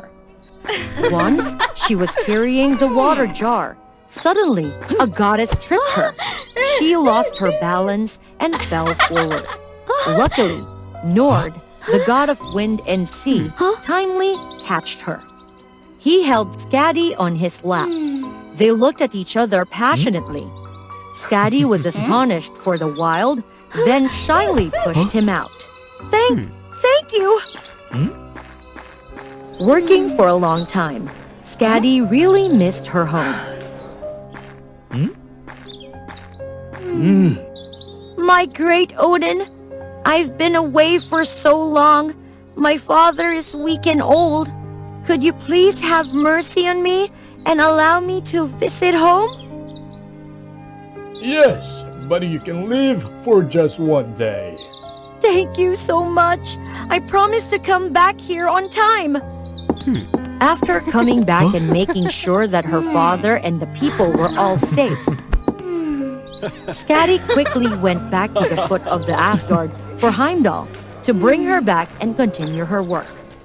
On the way, while crossing a forest, she accidentally heard a group of giants discussing about the plan of attacking Asgard. Skadi hid and waited for the giants to leave. Then she ran fast to the foot of the mountain. After reaching the top, Skadi immediately told Odin about what she had seen. Thanks to Skadi's warning, Odin could set up everything to prepare and quickly defeated the giants. Skadi, thank you so much. Your information saved Asgard from a great danger. To thank you, I want to grant you a love affair. By the way, there are so many gods of Asgard who are still single. Just choose a guy who makes you feel that he will bring you happiness.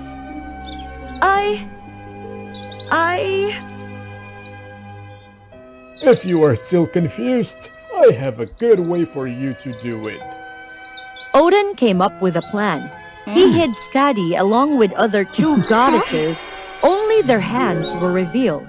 The gods who willingly chose the hand of Skadi would become her husband.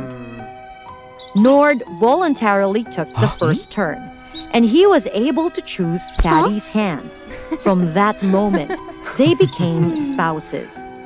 Skadi didn't have to work hard anymore. She moved to the palace of the god of wind and the sea, enjoyed a happy life. However, she still felt guilty because she had just met Nord for a short time. She didn't really love him. Nord also realized that, so he treated her more gently. His gentle manliness gradually made her love him. Nord, winter came. The snow outside became thicker. I used to love skiing while I was with my father before. Do you like to go skiing with me? Of course. Let's go. They happily skied together and shared joyful moments, but they didn't know that from the faraway island, the giants were really bitter for losing the fight. They discussed to go on the island to knock out the little guarding god, rescue the giant wolf Fenrir to make a plan for coming back to attack the gods. At that time, Skadi and Nord were so happy together. Nord even took a gilded bow to give Skadi. Skadi, this is a magical bow, a treasure of my mother. She told me that I could only give it to the one I love the most. And it's you. From now on, this bow will always be by your side to protect you. Like me. Sadly, their happiness didn't last for so long. Then the giants were back. This time they brought a massive army, and also the ferocious giant wolf Fenrir. Because the surprising attack, the god could prepare nothing. They just went out with their pure nature and power to fight against the giants and the wolf. Scatty, I have to go now. Asgard is in danger. Remember to stay here. You're not allowed to go anywhere. No, I cannot let you go alone. Let me go with you. Come on, listen to me. My happiest thing is your safety. Right after that, Nord went out to fight. Skadi was so worried that she followed her husband. The fight was really fierce. Both sides reserved the balance.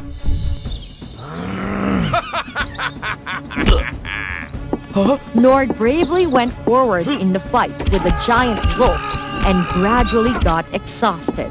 Taking the chance, the wolf knocked him out far away, then moved forward to swallow the god. Right at that moment, Skadi appeared.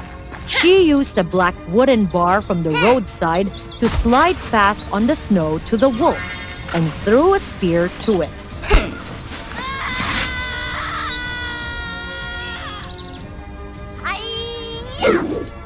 However, the spear was too small to make it feel any pain. It smirked and came closer to Nord. Skadi was so panicked that she rushed there to hug her husband so tight to cover him. Suddenly, a light appeared and knocked the wolf out. The bow slowly flew up and floated before her eyes. Skadi immediately realized that the bow could defeat the wolf, so she held it tight and shot at the wolf, making it collapse. Then Nord controlled water and locked the wolf inside a globe. After defeating the giants, the gods also came there to help them. They imprisoned the wolf and the giants with high security, not allowing them to escape anymore. Nord, I know it's too late, but I still have to say I love you. I want to be with you for the rest of my life. I've been waiting for this for so long. I also love you with all my heart, my beautiful Skadi. My brave Skadi, you saved Asgard once again. To return the favor, I granted you the title of Hunting and Winter Goddess with immortality. From now on, you and Njord can live happily together forever. Skadi and Nord looked at each other happily. They hugged so tight and shared a true love kiss. From that moment, they lived happily together forever after. Once upon a time, a great battle erupted between demons and angels. The demons, possessing darkness within, were powerful and dominated the war for many years. But when the Archangel united all the angelic tribes, they finally achieved victory and nearly wiped out the entire demon race.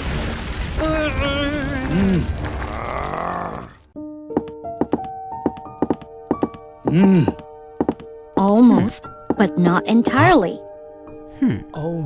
This is the story of Vera, the princess of the underworld demon kingdom. Little demon, in the end, you're just a child. Although Vera was a demon, she was still a child, without any malicious intent. The Archangel decided to adopt her, despite the objections of other angels. And so, Vera grew up in the love and care of the Archangel and his son, Prince Daniel. If darkness possesses one's heart, anyone can become a demon. If enough goodness is present, anyone can become an angel. If you subscribe to the WOA Fairy Tales channel, we will reach 1 million. Huh? Did you write something inappropriate in the book, Vera? Despite the attention from the prince and the Archangel, Vera was still bullied by others. After all, the angels couldn't empathize with her no matter what. Being a demon, Vera always had darkness within her. When her emotions were hurt, the darkness would often manifest, especially when she was teased by the angels. Vera started to feel insecure. She despised her demonic heritage, which made her different and ostracized.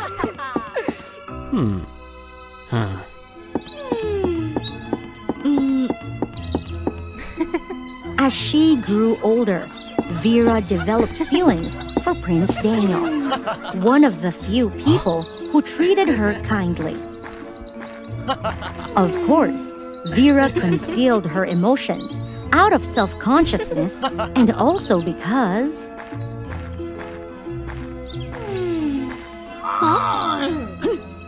Stay away from him, you demon! How dare a demon like you linger here? Perhaps I was destined to be a demon from the start! Things took a turn for the worse when Daniel announced his engagement to Lucifer, the princess of another angelic tribe.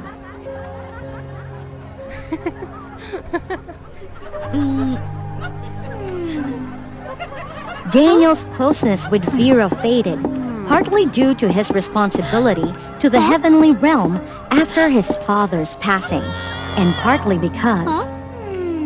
What is my future husband doing? Stay away from him, or it's best for a demon like you to stay in the underworld. Lucifer wasn't entirely wrong. A demon like Vera couldn't possibly aspire to be with Daniel. Though her heart was shattered, Vera managed to restrain her outbursts of darkness despite the pain. Why stay here when the one I love no longer loves me? Vera decided to return to the underworld to live alone. A demon like her didn't belong in heaven anymore, and she had no reason to stay here. Little did Vera know that some of her kind had not been completely eradicated.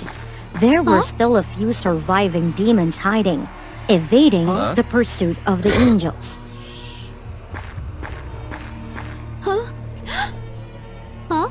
Is that the demon princess? I can't believe it! I thought... It's the royal blood. We're finally saved after all these years. Vera had never been happier. Surrounding her were eyes filled with admiration, rather than disdain or pity, as in heaven. Soon, Vera was influenced by the mischievous demons. They whispered that the angels treated her poorly and were not as virtuous as they seemed. Vera had to embrace the pride of a demon. Jealousy and spiteful words made it impossible for Vera to suppress her darkness any longer. She decided to lead the demons in an attack on heaven. However, the moment Vera and the demons set foot in heaven, a battalion of angelic warriors led by Lucifer appeared, as if they were already aware of the impending attack. I knew it. A demon will always be a demon. I was right to warn Daniel about you. It turned out that Vera, along with the demons, were thrown into the dungeon, waiting for the day of judgment. Vera! Prince Daniel? I'm disappointed in you. I always thought you could suppress the demonic blood within you. I never expected. Tomorrow is the wedding, and so much has happened. I pleaded for your life, but the demons... Vera now regrets her actions, but it is too late. I plan to leave. Why did I come back? It's all my fault. I betrayed your trust.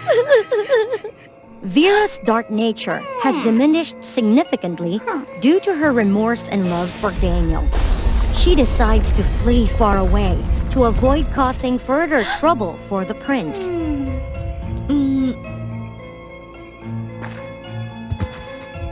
It's not difficult for Vera to escape. She knows the pathways of the heavenly realm since she was young. However, Vera still wants to see her beloved one last time. For that reason, she decides to disguise herself and infiltrate the princess' wedding. Princess Lucifer, enter the wedding procession. Huh? Wow, what a beautiful bride! They make such a perfect couple. Only she is worthy of the prince.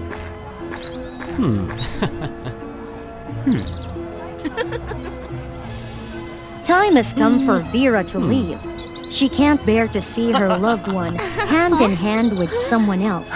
Just catching a glimpse of Daniel erases any regrets she may have. Is there anyone who objects to this marriage? I object! Huh?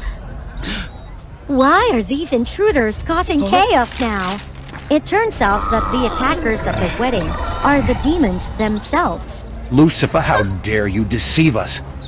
Lucifer had always wanted to claim Daniel only for herself. In fact, Daniel held feelings for Vera, which prompted Lucifer to hatch a wicked plan. Knowing about the surviving demons, Lucifer cunningly plotted to manipulate Vera into attacking heaven, causing Daniel to despise Vera.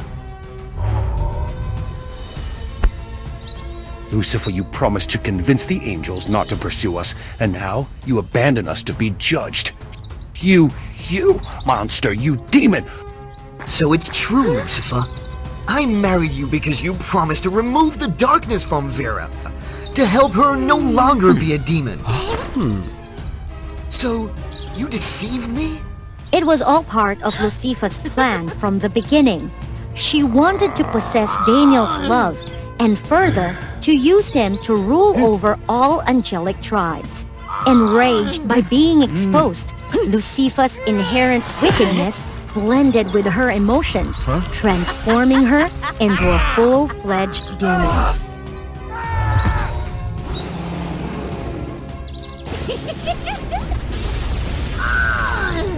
Stop, Lucifer. You are an angel. There's still time to turn back. I don't need to be an angel.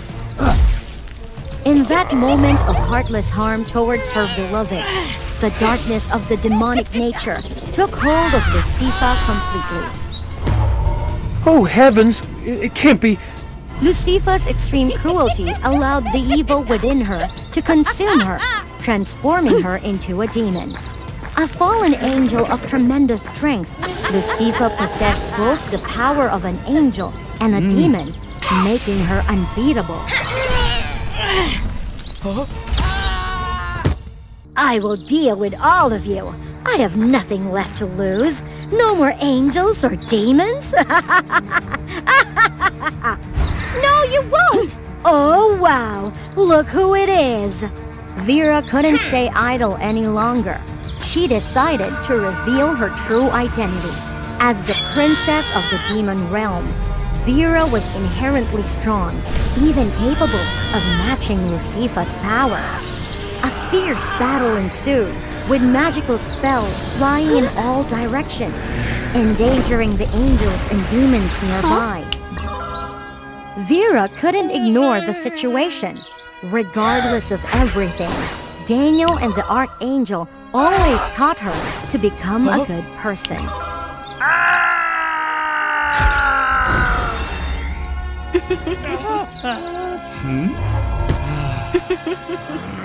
However, just as Vera was distracted, Lucifer managed to strike her, significantly weakening her. Vera's magic spells grew weaker, and Lucifer easily evaded them.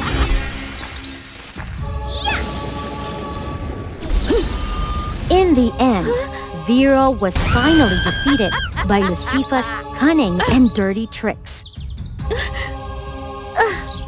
Do whatever you want, you demon! It's not that simple, little demon! Lucifer was not satisfied yet. She wanted Vera to witness her harming Prince Daniel, to make Vera suffer and torment her. Vera couldn't bear to see her beloved being harmed. Knowing that Lucifer would defend against her attacks, Vera knew she had to get close. Vera embraced the fallen angel, pouring all her remaining strength into casting the most powerful spell. And she defeated Lucifer. But Vera herself was too close to the magical explosion. Vera, why would you do that? My goodness! Prince, I'm sorry. It's all my fault. If only I hadn't been selfish, things wouldn't have turned out like this. No, it's my fault. If I hadn't been indifferent, if I hadn't doubted, please, Vera, don't leave me. Though Prince Daniel expressed remorse, it was too late. But perhaps Daniel had forgotten the story his father once told him. If darkness possesses one's heart, anyone can become a demon. If enough goodness is present, anyone can become an angel. Vera, now, you are an angel, free from persecution. Stay in heaven with me. No, I cannot. You mean well, but I will forever be a demon. That's who I am.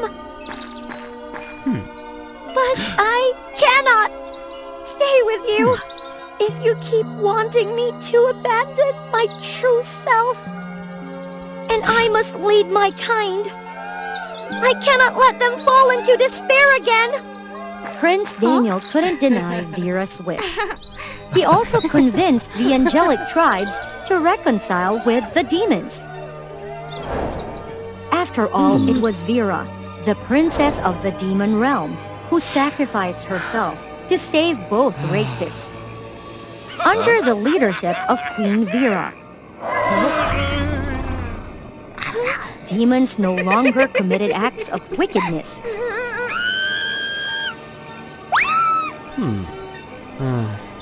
More intriguingly, from time to time, one could witness the Queen of the Demons and the Archangel meeting each other as true kindred spirits.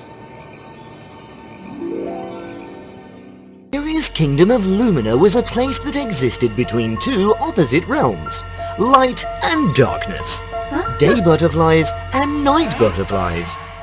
In the morning light, the day butterflies devoted all their efforts to building and cultivating flowers and grass.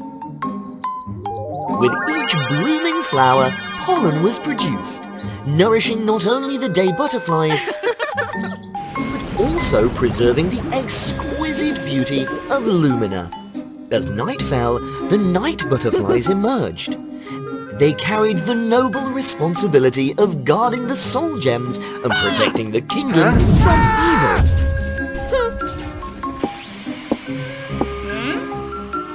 Their work seemed simple and insignificant in the eyes of the day butterflies. But in reality, it was of utmost importance. They were the guardians of darkness, maintaining tranquility in the midst of silent nights. However, the day butterflies often looked down upon the night butterflies.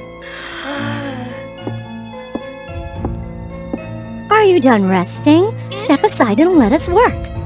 Hey, don't talk nonsense. Ignore her, Gypsy. They had to live underground while the day butterflies resided in beautiful flower houses.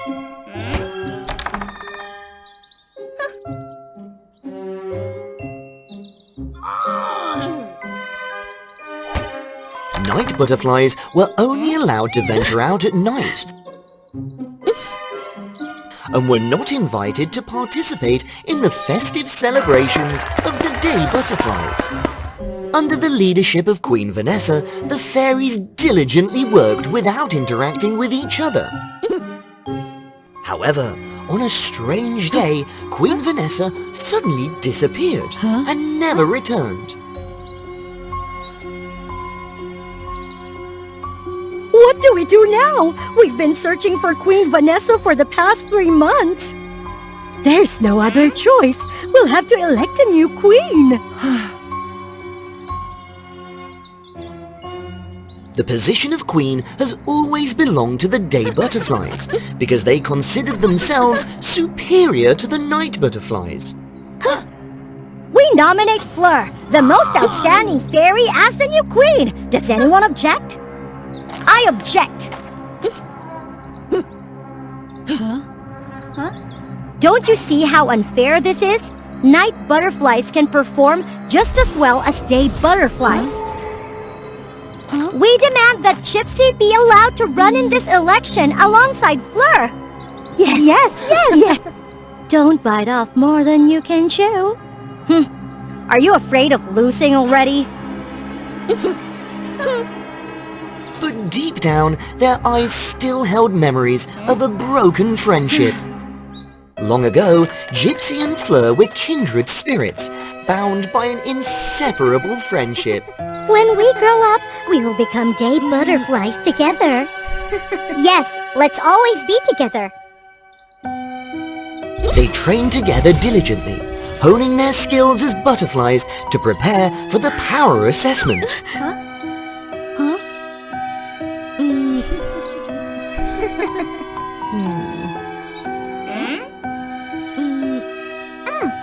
However, Fleur's love for gardening made her more suited to be a day butterfly. While Gypsy's courage and extraordinary attack magic made her a night butterfly.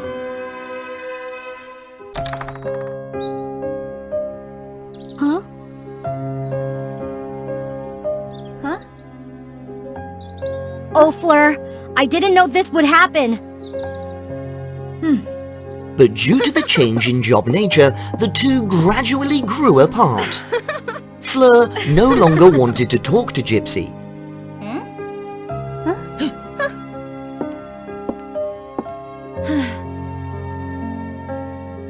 In the end, our promise doesn't mean anything to you anymore, does it?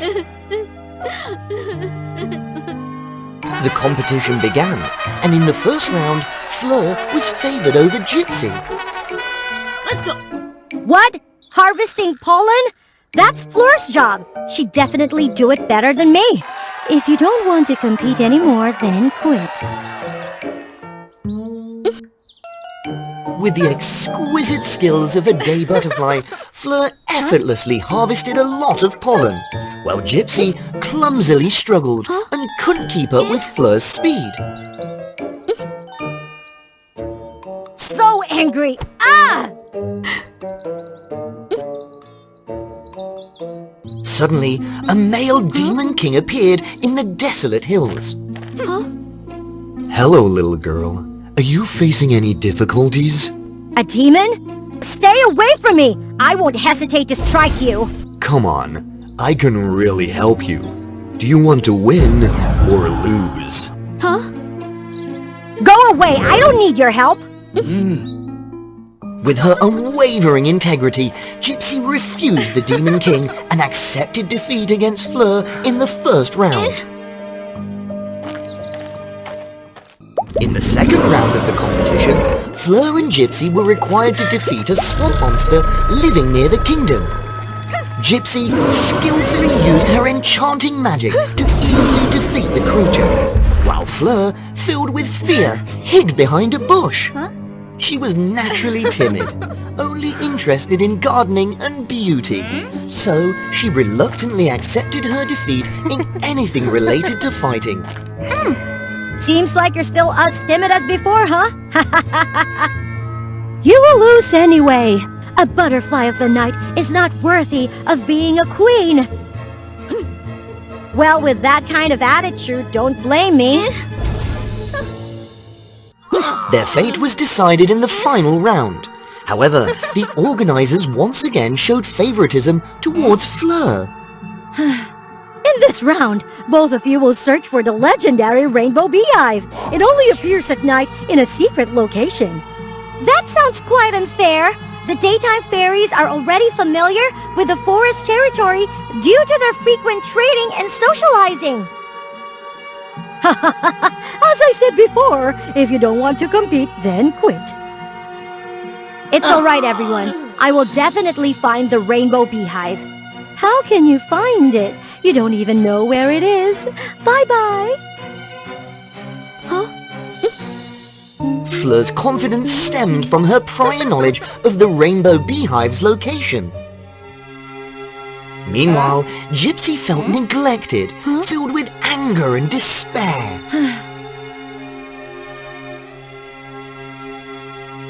In a moment of lost hope, the Demon King appeared. So, do you want to win now? Stay away!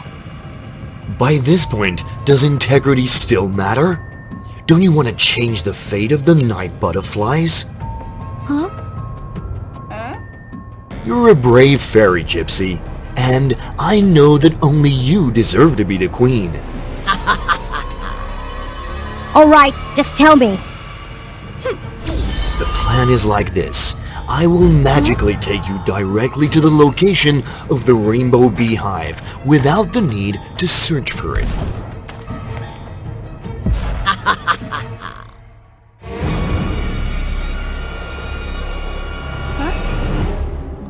As for you, just call upon your fellow night butterflies to hinder Fleur.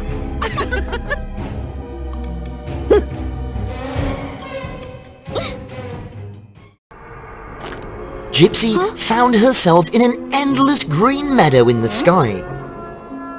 It turned out to be an invisible garden.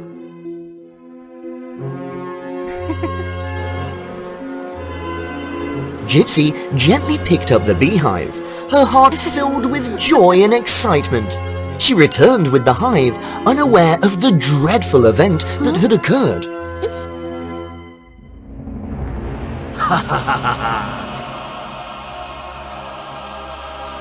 While the night butterflies were obstructing Fleur, the sacred altar containing the soul gems was left unguarded, allowing the male demon king to sneak in.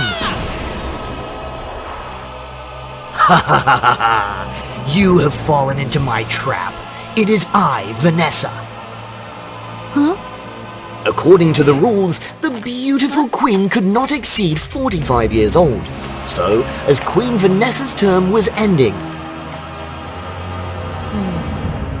she feared losing her power and studied dark magic to regain her youth.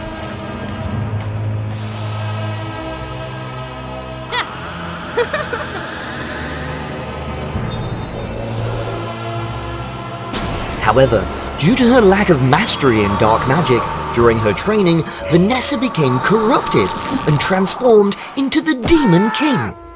He changed and became obsessed with dark magic, seeking to dominate the world and seize the soul gems of the Kingdom of Lumina. Oh, Supreme Soul Gems, grant me the power to control these fairies. I won't let you get away with this!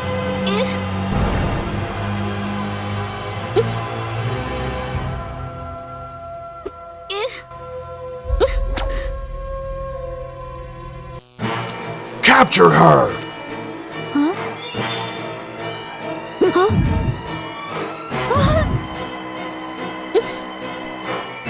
With the invincible power of the rainbow honey, Gypsy successfully subdued Fleur and brought her to the altar of the soul gems. It's all my fault. I miss you so much. I just wish things could go back to how they were.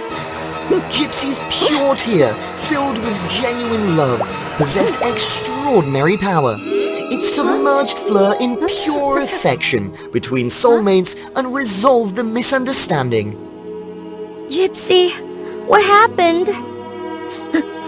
Fleur, I'm so sorry.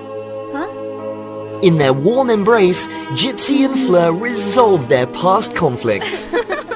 It turned out that Fleur stopped talking to Gypsy because she saw Gypsy growing closer to Lily. Those day butterflies are so arrogant and domineering, especially that little Fleur. I hate them.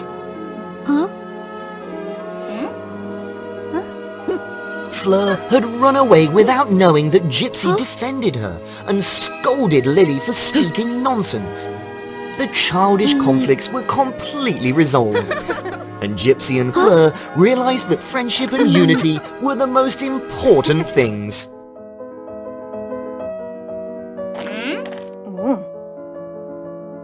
To defeat the power of the soul gems, we need a weapon crafted from the wings of the strongest and most determined female fairies. I understand now. Help me detach my wings. No, you'll lose all your power. Everything will be fine. Promise me that you'll bring peace to this kingdom. I'm so sorry, Gypsy. Fleur, live the rest of your life in a good way. Gypsy, please, wake up, please. Fleur's heart was filled with excruciating pain. She had reached her limit. Gypsy's sacrifice couldn't be in vain. Fleur cast away her cowardice. I will definitely defeat him. Fleur returned with the twin swords, ready for the final battle.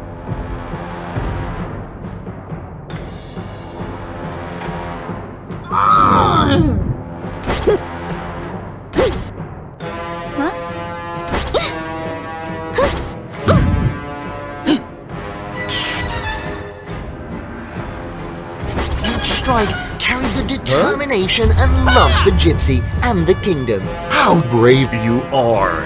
We'll see about that. This place! I will not tolerate any more darkness! Yeah! The decisive strike from Fleur carried the power and light of bravery. The Demon King was completely defeated. The fairies awakened from the manipulation. They gathered at the altar of the soul gems.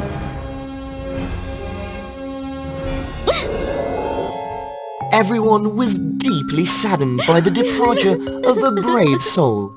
Together, they infused energy into the broken wings. The light from the wings shone brightly, full of hope. Fleur quickly reattached the wings to Gypsy's body, and she was revived.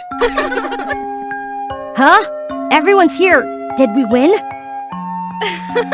Yes, we won. Thank you, Gypsy. From now on, you're not allowed to abandon me anymore. Gypsy and Fleur became co-queens, ruling over the butterfly realm. A just society was established, encouraging everyone to unleash their power and talents. Don't forget to... She was the most beautiful and kind-hearted young lady in the kingdom. Peace be with you, sir. Peace be with you. Peace be with you too, the storyteller. And please follow the WOA Fairy Tales channel, everyone. Mary had a lover, but she unfortunately caught the eye of Victor Frankenstein, a brilliant but wicked human king. He used his power to force Mary into marrying him. Don't resist anymore, and you'll become a queen, rich and... No! Everyone knows I already have a fiancé! I will never marry you, you wicked human! Mary was determined not to yield, but unfortunately, she met with an accident and passed away just before her wedding with Victor. The wicked King Victor was determined to possess Mary at any cost.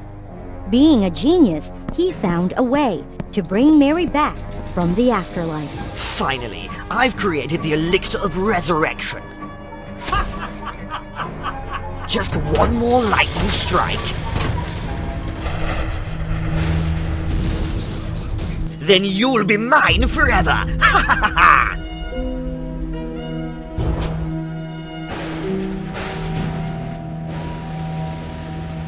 A human like Victor found it hard to change fate. What he brought back was not Mary, but a monstrous creation. Mary resurrected as a monster, lost all memories of her previous life. You are so beautiful, Mary! Why have you turned into a monster? Mary, with her extraordinary physical strength, couldn't escape Victor's clutches. And no one knew that Victor's creation was actually Mary resurrected.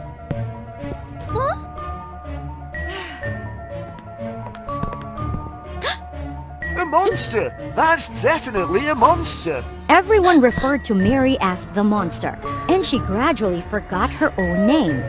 Is this really me? I'm not this beautiful. I'm a monster.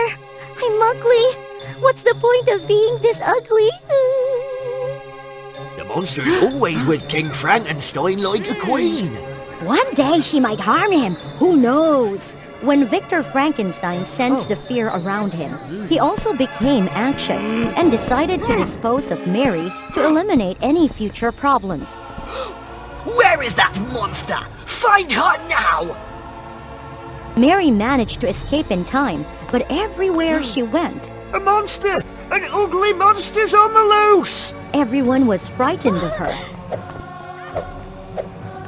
Mary chose to hide deep in the forest, away from human society. She found solace there, but remained lonely and insecure about her own ugliness. Is anyone there? Help me, please! Rocks block my house's entrance! Help me, please! Even though Mary had planned to ignore, the goodness in her heart still existed.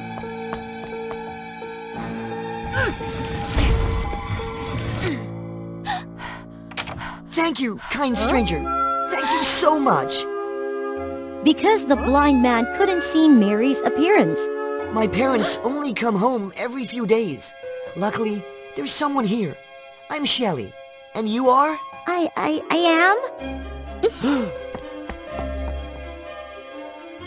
As the monster, Mary felt a sense of familiarity with Shelley, so she decided to secretly watch over his family. Gradually, she developed affection for Shelley and often quietly helped his family.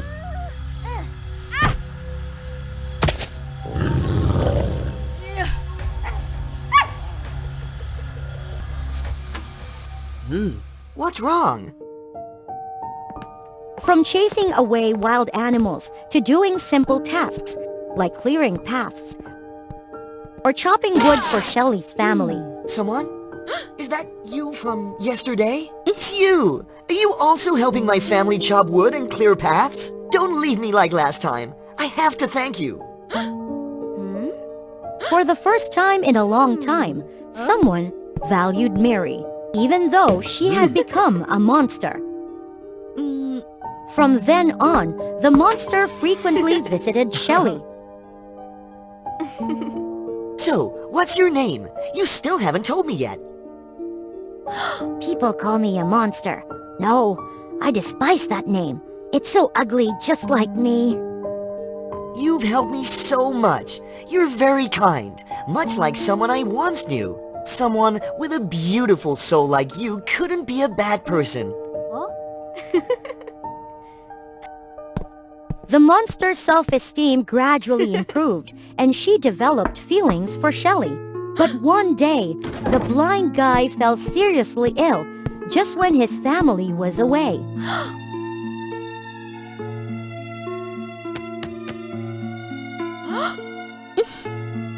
Mary risked it all to leave the forest in search of medicine. Unluckily, others saw her.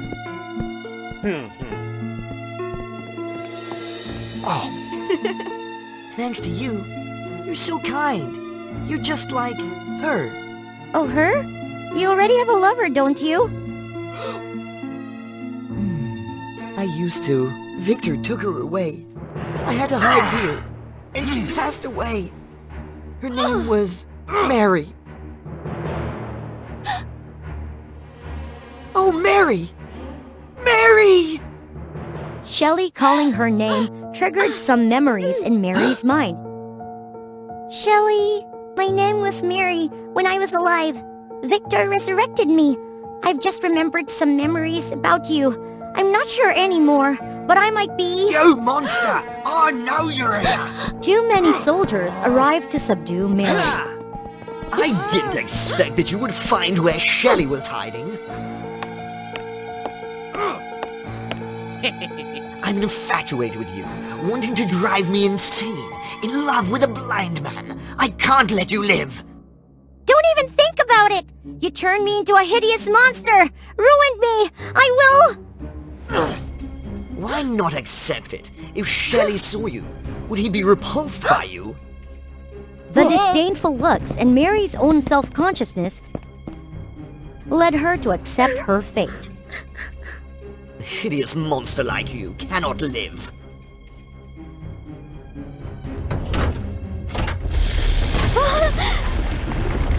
Victor intended to deal with Mary immediately, even compelling the entire kingdom's populace to witness her trial to assert his authority. This monster shall be tried immediately, and anyone who dares to oppose me. You're the real monster! But the blind man appeared to testify against him. Mary? That's right! The monster's face bears a resemblance to Mary. King Victor turned Mary into a monster! Bring him here! Hurry! No, you can't! Look here! This is the end of the rebels! Just at that moment, Mary managed to break free and took the slash from Victor and pushed Victor into his own tool. A kite string caught Victor. You monster!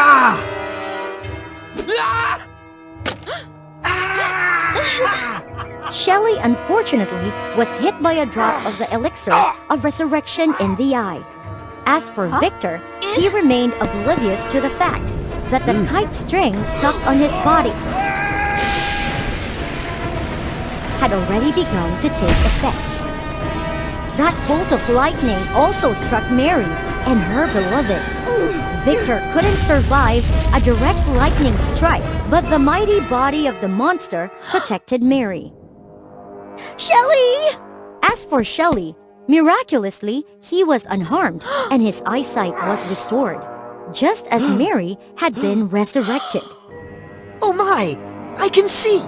Where's Mary? Where is she? No, don't look at me. I'm so ugly.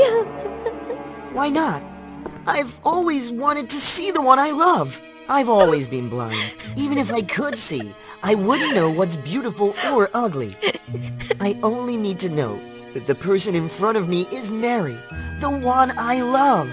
Even though Mary was who she was, she would always be loved by someone as her true self. The people were no longer afraid of Mary once they knew who she truly was. As for Mary, she accepted her fate as the monster because being resurrected as a monster had given her the opportunity to be loved. Look, what's happening over there? The little Red Riding Hood was talking to the Sleeping Beauty in the forest. Why were they together? Follow the WOA Fairy Tales and figure it out with today's story. Once upon a time, there was a lovely girl who often wore a red hood made by her grandmother. She was often called Little Red Riding Hood. One day, after returning from her grandmother's house, she wandered the forest near the Red Flower Kingdom. She suddenly came across a unique, fragrant, singing girl with golden, flowing hair. It was the first time Little Red Riding Hood felt a fondness for someone she had just met, and she decided to approach her. Wow, what a beautiful voice! Hello, why are you here in the forest? Oh, hello. I'm Aurora, and my godmother is Maleficent, the fairy who rules this forest. They chatted and shared stories, talking about things they may not have known about each other. This Red Hood. You're the Little Red Riding Hood, right? I'm not just Little Red Riding Hood. I'm the famous detective Little Red Riding Hood. She was called this because of her excellent logical reasoning and remarkable observation skills. She could quickly solve any mysterious problem.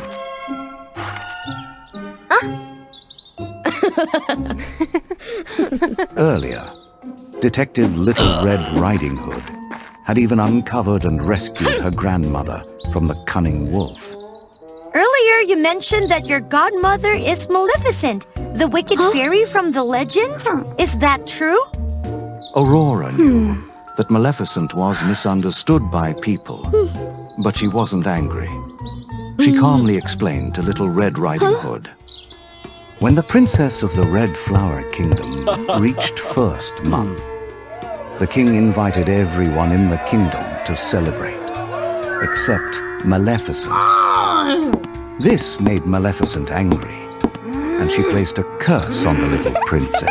At the age of 16, the princess will prick her finger on a spinning wheel and fall into an eternal sleep.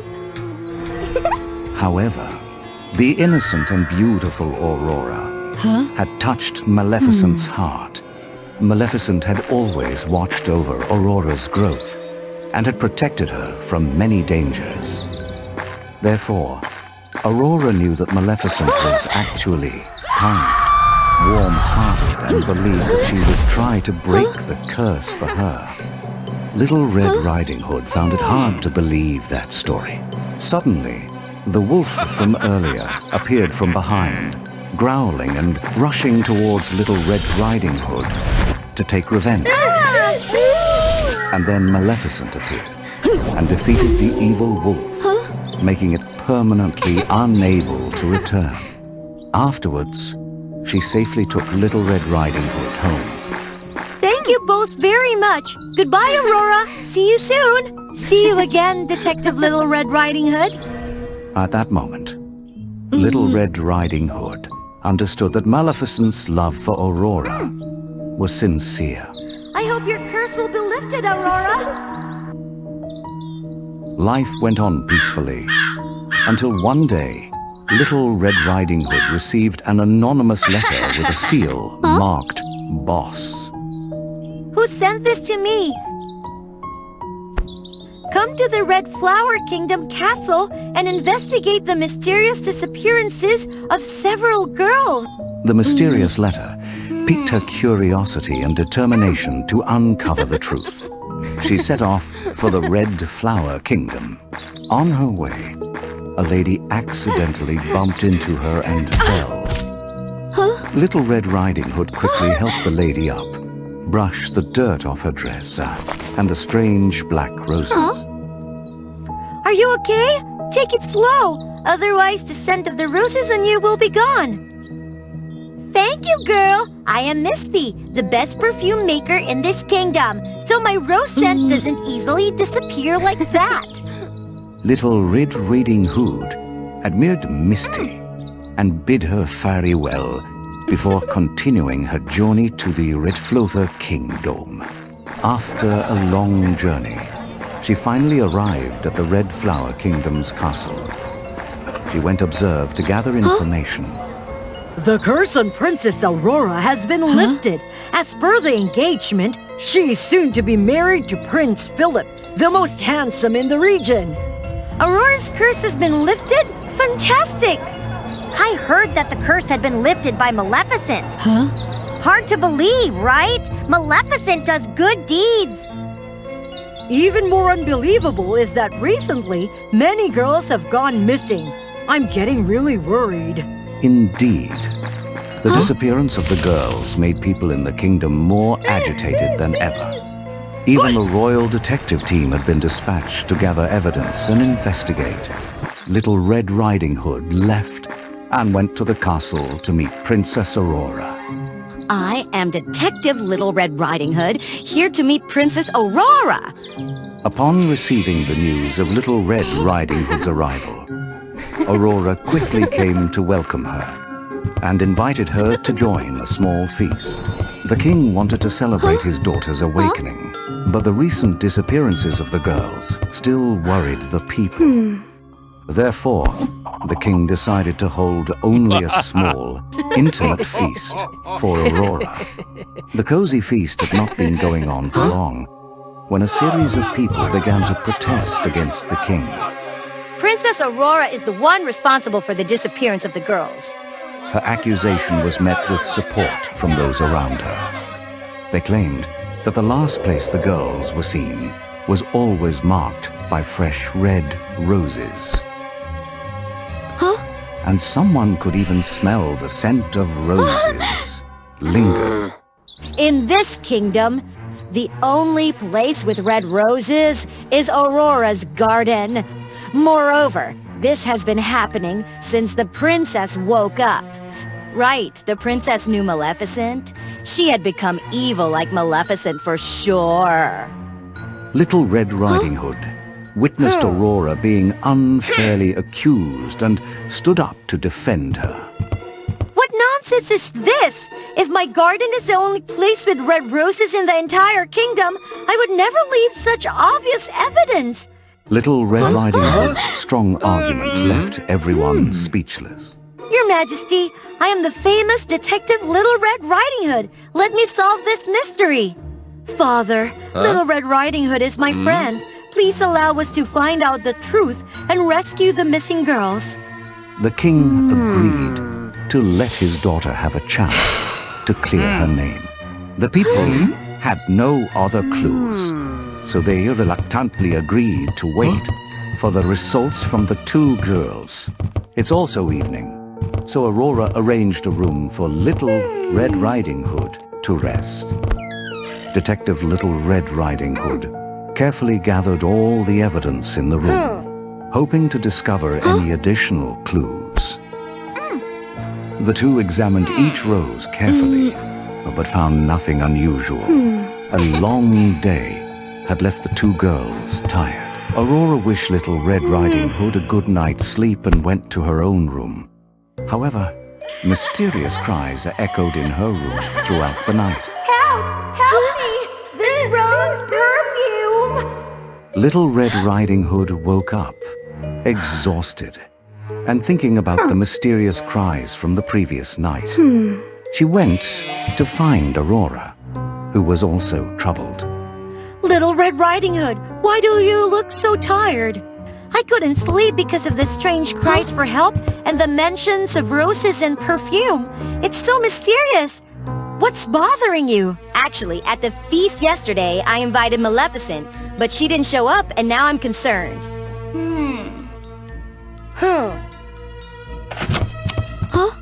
We found a strange room hidden in the forest that contains various perfumes. This new information sparked an idea in Little Red Riding Hood's mind, and she shared it with Aurora. Spread the word that we have found the hideout of the culprit, and tonight the princess will go there to capture him. The detective swiftly relayed the message, and soon everyone in the kingdom knew the night came, and Aurora followed the instructions to reach the mysterious house.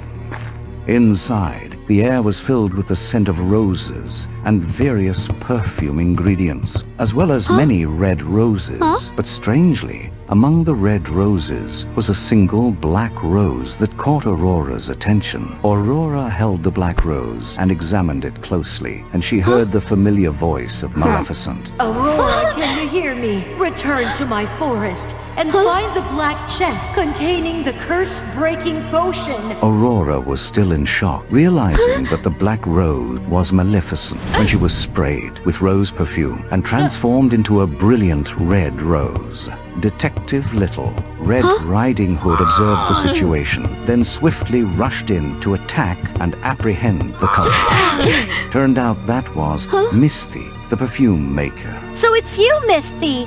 Why did you do this? Where is Aurora? Misty, consumed by jealousy over Aurora's upcoming marriage to Prince Philip, had hatched a plan to transform all the girls, including Aurora, into roses using a magical perfume. She would then extract the essence of these roses to make herself more beautiful, fragrant, and win Prince Philip's heart.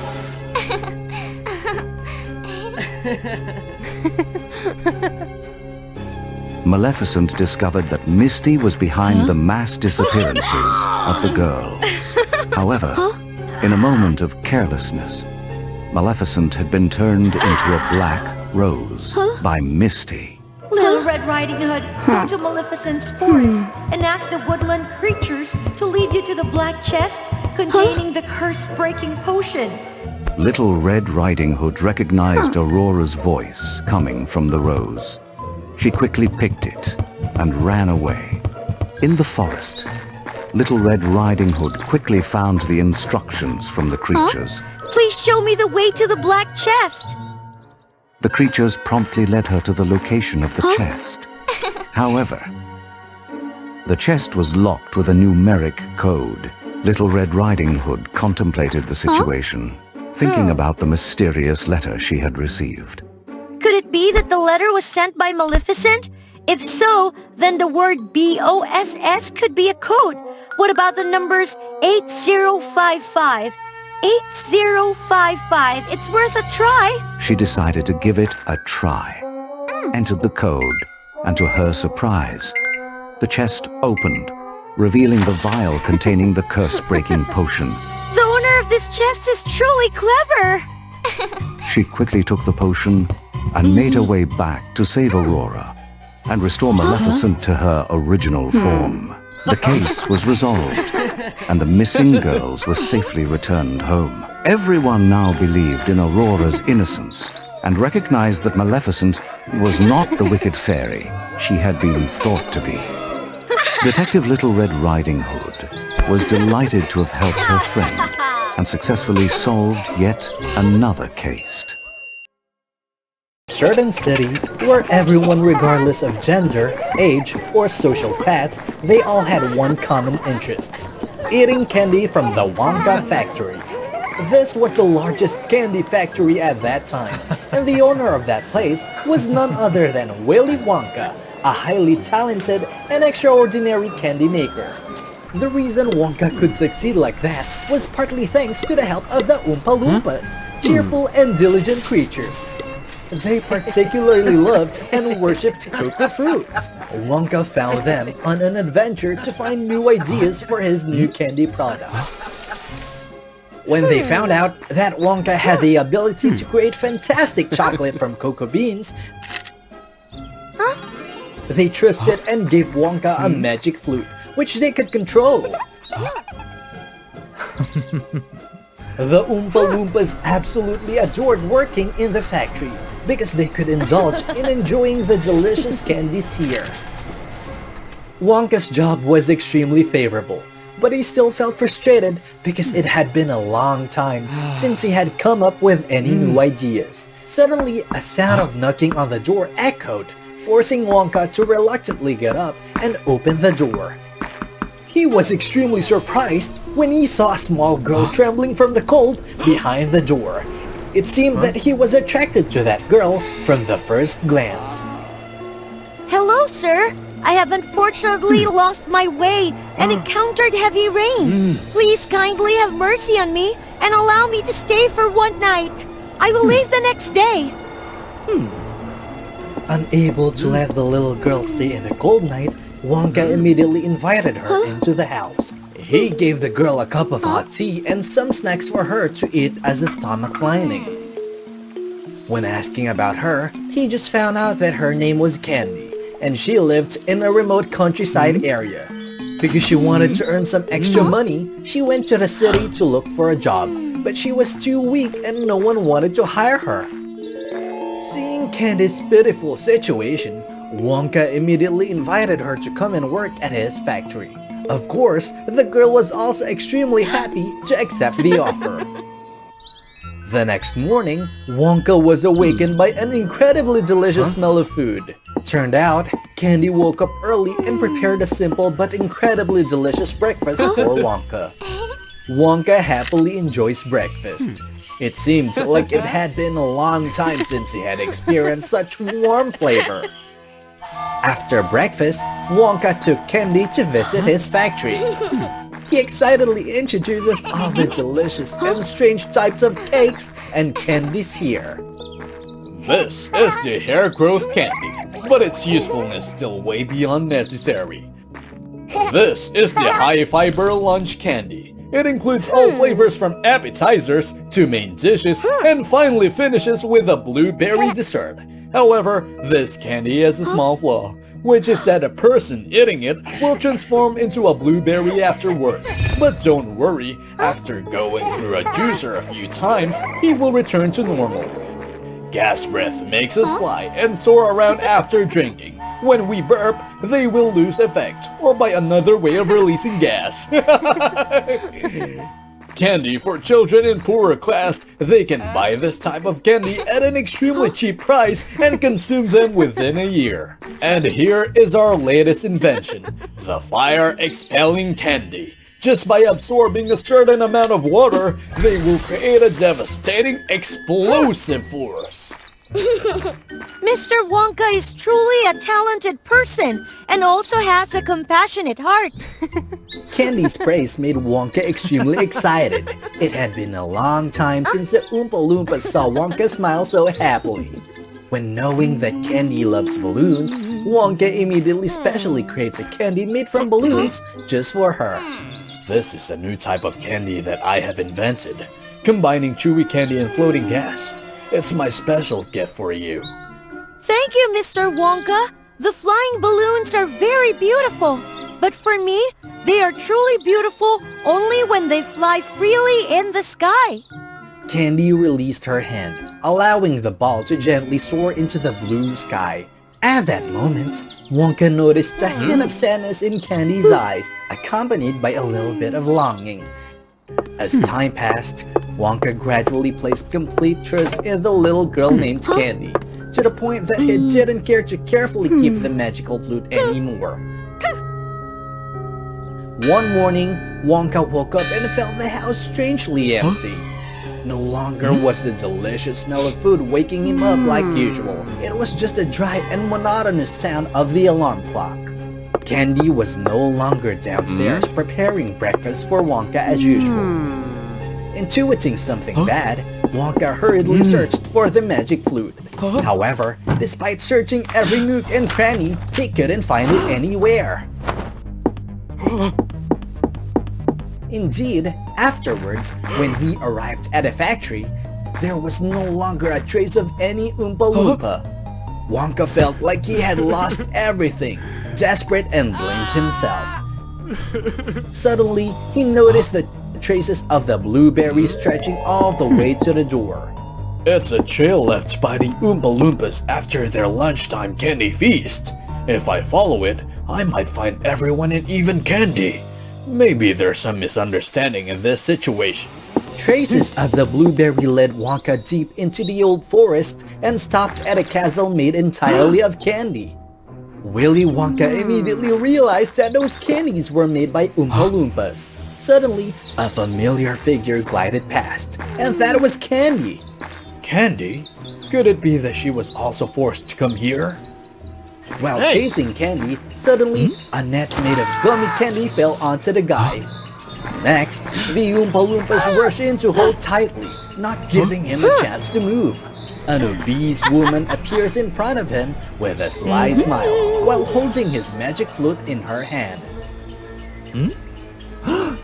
Oh, look who is here to visit me! Isn't this the talented candy manufacturer Willy Wonka? Who are you? Why do you want to capture Candy and the Oompa Loompas? Until now, you're still so foolish, huh? Candy is just a product I created from candles and dark magic. The purpose is to deceive you and obtain this magical flute. When he learned the truth, Wonka was extremely saddened as he looked at Candy, and the girl instinctively avoided his gaze. You're a witch! Well, I am just a candy maker. Why do you want to harm me? Oh, sorry I forgot to introduce myself. My name is Baker, and I am also someone who is interested in baking sweets. Because only sweets can tempt greedy children to eat. However, for some reason, since those mischievous kids escaped, we haven't seen any child wandering around this forest anymore. What are their names, huh? Oh, right, Hansel and Gretel. Truly hideous names. Then we found out that a very deli factory had just appeared. Even the poor children could afford to eat it, so they didn't have to go into the forest to find food anymore. I had to put in a lot of effort and time to plan the overthrow of that detestable person and their factory. And now, no one can stop us anymore. Quickly lock him up, Oompa Loompas. Later, we will make him use a magical formula and transform him into a chocolate statue. Then expose him to the morning sun tomorrow. With the magic flute, Baker can now easily control Oompa Loompa to do as she wishes. Sometime later, while being immersed in despair, Wonka immediately heard the sound of the door opening. That was Candy. In her hand, she was carrying a small bottle. You came to bring me a poison, huh? Wonka, I'm sorry. I didn't mean to do that. You don't need to pretend anymore. I have nothing left for you to take. My career, the Oompa Loompas, and even my heart are all gone. Suddenly, Candy quickly grabbed Wonka's hand and ran away. What are you doing? I will help you leave this place. After that, please never come back here again. However, not long after, Baker discovered. She immediately gave Oompa Loompa permission to chase after them. Wonka immediately pulled out his unique candy inventions that he had brought along earlier to temporarily stop them. It seemed like they were about to escape, but Baker quickly stood in front of the door and continuously attacked the two with a sticky candy gun. Out of running options, Candy had to pull Wonka and run back to her room. When stepping into Candy's room, Wonka was extremely amazed when he saw the room decorated with a lot of candy balloons, a type that Wonka had specially created for. Wow! These are... Indeed, initially, I approached you because of Mrs. Baker's command. But after a while of receiving his attention, I felt in her chest a very strange and special feeling. I'm truly sorry for everything. Hearing Candy's sincere words made Wonka extremely happy, but immediately the romantic atmosphere was interrupted by a loud sound hitting the door. Baker rushed over and was trying to break the door into pieces using cookies. Mr. Wonka, please quickly leave from here through the chimney. I will try to keep them detained. Please come with me. This door can't hold on for much longer. Moreover, my life has been closely linked to her already. If it weren't because of her medication that keeps me alive, I would soon become a lifeless piece of cake. Wherever she keeps that medicine, I will bring it back for you. Don't worry about it, because she always carries it with her, so it will be very difficult to get it back. At this moment, Wonka suddenly came up with a crazy idea. He used his spicy candy to design a sharp tool that could help them create a path. Then quickly gathered all the balloons in the room into one big bunch. After finishing arranging everything, Wonka called Candy over and then threw a perfectly aimed bottle of soda right onto target, into the prepared candy tube. The door had now been broken by the Oompa Loompas into pieces. At that moment, the chili candy tube that Wonka had prepared earlier was filled with enough water and sprayed a very strong fire onto the ceiling. Make the roof out of chocolate immediately melt into a large puddle. Just wait for that moment, Wonka cut the string of the bunch of balloons and then tightly held Candy, flying out through the hole in the ceiling. Baker tried to attack, but it was also fuel. Everything didn't stop there. The heat from the spicy candies continued to have an effect, causing Baker's candy castle to melt and collapse on her head. After a while, everything came to an end. Exhausted, Baker crawled out from the pile of broken candies that were slowly drying up. When she decided to use the flute to summon the Oompa Loompas for help, Wonka swiftly recovered it. After that, Wonka also obtained a magic potion and helped Candy maintain a human body forever. Since then, the two of them had been living happily together, and of course, it was impossible to be without cheerful and diligent Oompa Loompas. Regarding Baker, in order to prevent her from harming others again, Wonka decided to bring her back to the factory and give her a job testing the effects of new candies. It seemed she quite liked this job. Once upon a time, in a vast and magnificent forest, there stood a grand and majestic castle. It was the dwelling place of the unicorn tribe. The Unicorn King had a remarkably beautiful princess named Maya. She was cherished and doted on by her royal father. Maya was innocent and pure, to the extent that even the birds dared not sing loudly for fear of startling her. However, nobody is perfect. And Maya could be stubborn and clumsy at times, which often led to comical situations. As time passed by, Maya turned 18 and blossomed into a more beautiful and radiant young lady than ever before. Her unicorn horn shimmered in 7 dazzling colors. Nevertheless, her horn became sharper and more powerful, making people somewhat wary of being near her. During a training session, Maya accidentally injured one of her attendants with her horn. This filled Maya with deep remorse and self-doubt. Oh no! Therefore, the Unicorn King wished to find a perfect husband for Maya, someone who could take care of her and govern the kingdom in the future. Quickly initiate the contest to find a suitor. Excited by the news, many princes from neighboring kingdoms visited to apply for the competition. They all hoped for a chance to catch Maya's eye.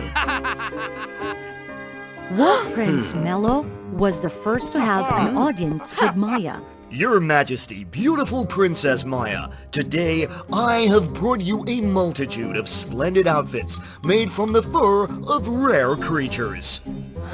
I have something for you to see as well. Maya led Mello to her dressing room. He was astounded by the extensive collection of dresses and garments she possessed.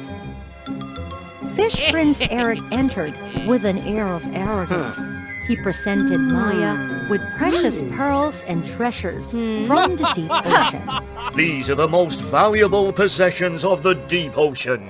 If you choose me, all these treasures will belong to you. Maya glanced at them indifferently. I already have these things.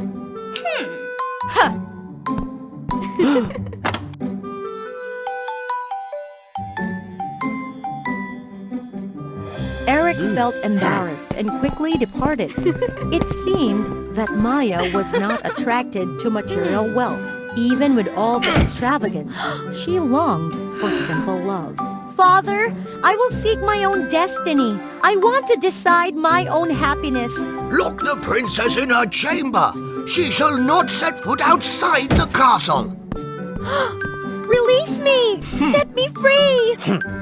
As night fell, Maya sat sorrowfully in a corner of her room, gazing outwards. Tears streamed down her face as she felt the suffocating control imposed by her father. The king is so controlling. I must escape from this place. Helpless, she slumped down but suddenly startled at a hoarse voice. Princess Maya. It turned out to be Amel, the elderly attendant. Amel was the closest person to Maya after her royal father. Having cared for Maya since childhood, she held a deep affection for her. Oh, Amel. Princess, leave here quickly. Go seek the happiness you've longed for. Thank you, Amel. Maya felt liberated and joyfully ran out of the castle. Under the veil of a mystical night, Maya ran swiftly, not knowing where she was headed. But she believed that escaping the castle would lead her to happiness. Unexpectedly, Maya stumbled and fell into a deep pit. She struggled to find a way out. Is anyone up there? Please help! Maya cried and trembled in fear until she exhausted herself. As morning broke, Maya was awakened by loud calls. Girl, are you all right? Girl? Maya slowly regained her senses and looked up to find a handsome and gallant figure before her. My destiny has arrived.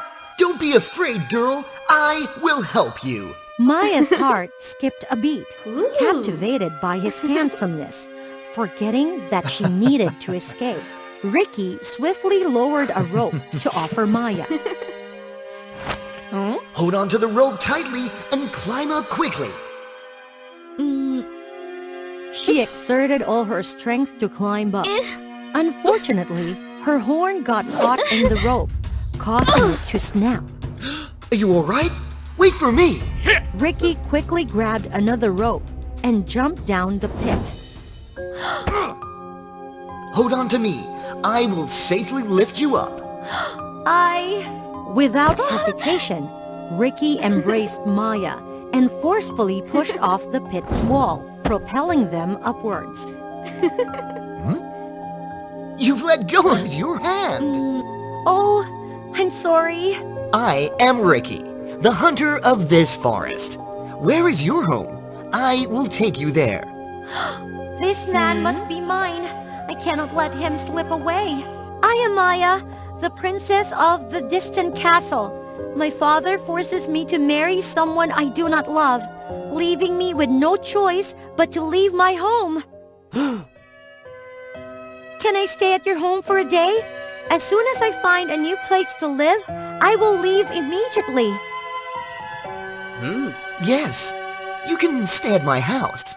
Once your wounds have healed, I will take you back.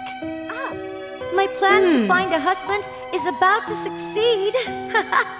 Ricky led Maya to his home, a grand castle that was no less magnificent than where she lived. Your home is splendid. It is vast and ancient. As they ventured deep into the castle, Maya became increasingly overwhelmed. She paid special attention to a painting of a snake hanging in the center of the hall. This painting was a birthday gift from my mother. Therefore, I cherish and value it greatly. This is your room. Feel free to make yourself at home. This room is quite frightening. Never mind. It must be his preference. That night, Maya couldn't sleep. Restless, she went out in search of food. Passing through the grand hall of the castle, Maya was startled to find the snake on the painting had disappeared, leaving her in utter disbelief. Maya panicked and ran to find Ricky, but to her surprise, Ricky had left the castle without her knowing. Ricky! Ricky! Maya quickly returned to her securely locked room, trembling in fear. The next morning, Ricky knocked on the door and brought breakfast for Maya. She hastily recounted the strange event from the previous night. I've brought you breakfast. Ricky, yesterday I witnessed something very strange. The snake on the painting disappeared. You must have been tired and dreamt it. How could a snake have come out of the painting? Don't you believe me? Come with me. Look! You must have been exhausted these past few days, mistaking things. Maya couldn't accept it and was determined to find evidence.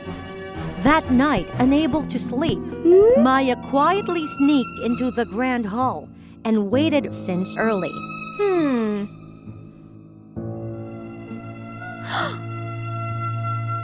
Perhaps I have been delusional. But as she was about to return to her room, she heard a noise.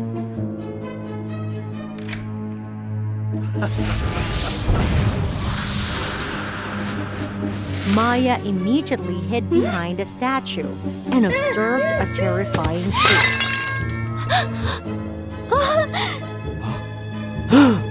Ricky is the snake! So, you've seen everything?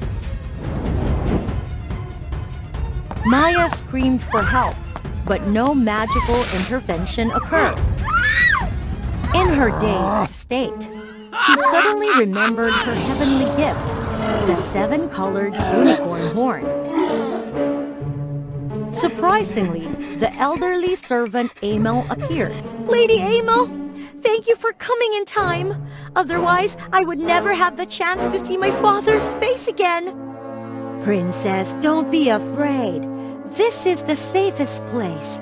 Follow the escape path to escape the forest, and I will stay behind to stop him.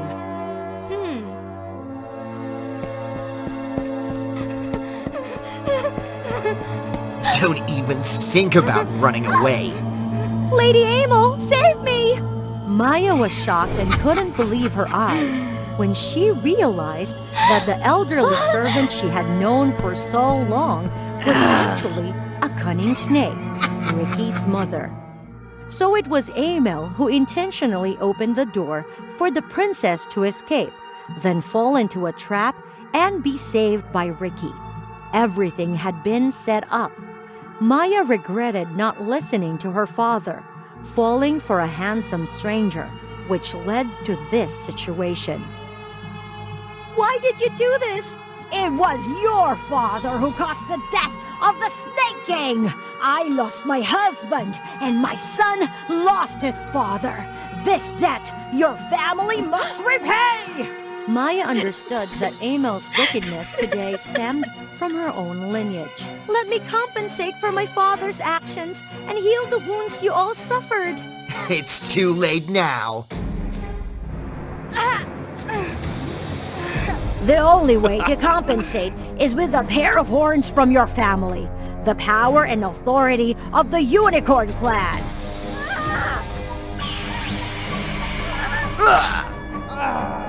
Ricky became weakened. He merged with Amel, transforming into a giant snake. The debt must be repaid! Pour your anger onto me! Don't harm Maya! The colossal snake grew even more furious.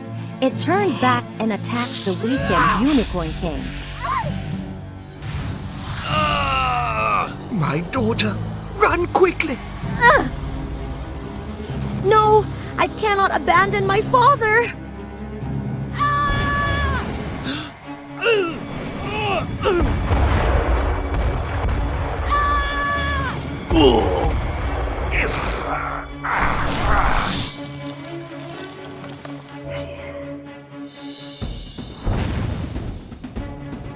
Maya used all her unicorn strength to save her father.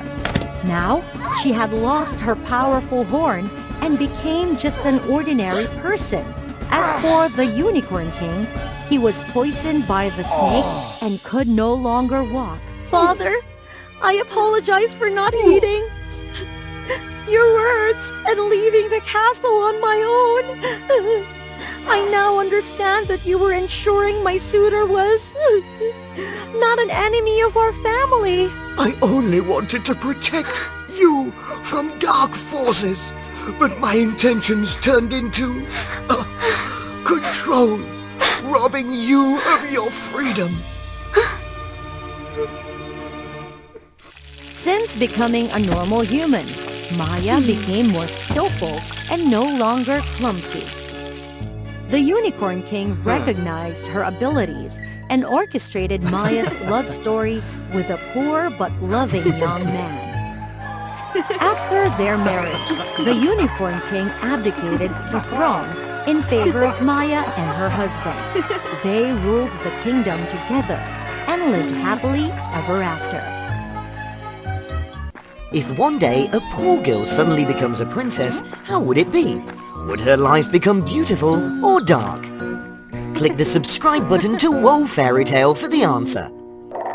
Mr. Thomas's family was a poor one, struggling to raise their first daughter. And that name suits her. Quickly capture her! Mr. Thomas was horrified when he saw a chaotic scene, with sides slaughtering each other. Before understanding what was happening, Thomas was handed a child by a soldier. This is Princess Anastasia. You must protect and care for her carefully. When it's safe, the royal family will come and take her and reward your family. Thomas didn't understand what was going on, so he quickly embraced the child and closed the door. Oh dear, there's trouble. How can we raise Princess Anastasia?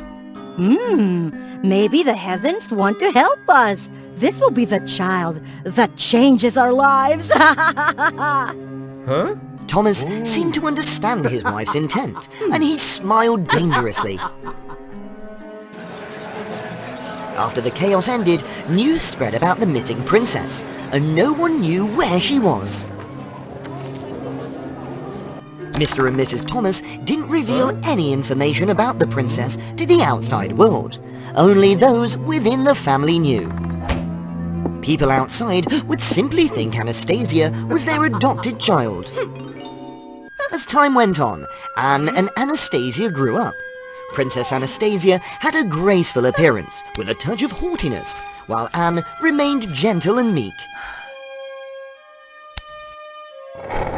Mr. and Mrs. Thomas always paid special attention to Anastasia.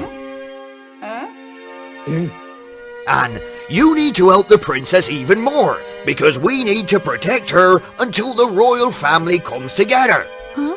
Yes, I know, Father. Every day, Anne tried to chat and play with Princess Anastasia, but despite her enthusiasm and openness, Princess Anastasia remained distant.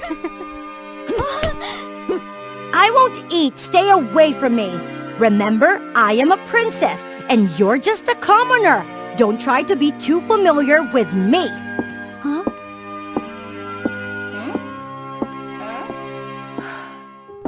The differential treatment in the Thomas family grew more significant. Anastasia was given many beautiful dresses, even though the family was not wealthy, while Anne, the biological daughter, wore old dresses, sometimes even patched ones.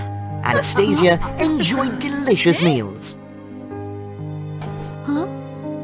Anne, please eat some bread and give the chicken thigh to Anastasia. Anne feels deeply sorry and extremely resentful. Mom, why do you and Dad treat me like this? I'm your biological child. We have to do this so that when the princess returns her favor, it will benefit us. Stop being jealous all the time, Anne. Anastasia felt increasingly spoiled and domineering. Anne, quickly bring me that vase. If Anne accidentally broke something, Anastasia would take the chance to scold her. Clumsy fool! Anne could only hide in a corner and cry. Everyone wants to drive me away. Not me, I'm here, and I'll never abandon you. Lucas's words comforted Anne, which somewhat eased her sorrow.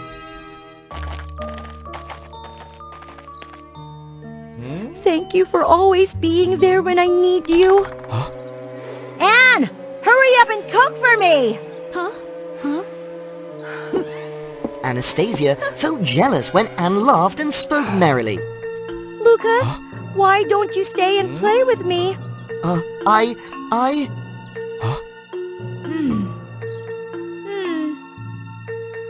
I've liked you for a long time. If you leave Anne, a country girl, and come to me, you'll have everything. You like gold and silver, right? You like status, right? Anastasia is just an adopted child, right? This is absurd. But Anastasia's determination also made him curious, and his eyes suddenly sparkled. Meanwhile, Anne was forbidden to leave the house. She spent her days looking out of the window with a sad gaze. Lucas visited Anne with indifference and coldness. Lucas, I want to be free like you. Later, you'll inherit all the family fortune. Don't be sad. Anastasia's just an adopted child. She won't get any benefits. Anne had never thought about this issue before. She only needed her parents' love. When Lucas left, he suddenly eavesdropped a conversation between Anne's parents. Sooner or later, Anastasia will be welcomed into the royal court, and we must flatter the little one to ensure she takes the old family with her.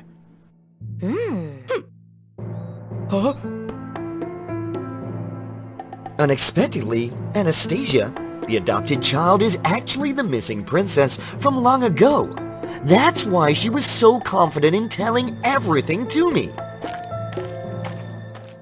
Since Lucas learned of Anastasia's true identity, he immediately turned against Anne. Instead, Lucas brought many gifts and flowers to Anastasia, saying he would stay by her side and protect her for life. Anne, seeing Lucas and Anastasia's affectionate relationship, felt heartbroken. Tears welled up in her eyes. Now that her parents' love was gone, even the person she loved had betrayed her. Anne truly felt unlucky. The fateful day arrived when Queen Marie, accompanied by her soldiers, came to the Thomas house. Now, the princess can return safely to the palace without having to hide her identity and live with commoners. Oh, my beloved granddaughter, I let you suffer. Let's go home. Anastasia didn't have any affection for her grandmother. She was only secretly happy to escape her poor life. Queen, we hope to be allowed into the palace. After all, our family has taken care of Anastasia since she was a child, treating her like our own daughter. Me too. Anastasia and I have loved each other for a long time. I can't live without Anastasia. Please allow me to enter the palace to serve and protect the princess. Fine, I agree to allow all of you into the palace. During the swearing-in ceremony, Anastasia received the necklace from her late mother. Back in her room, Anastasia threw the necklace to the ground.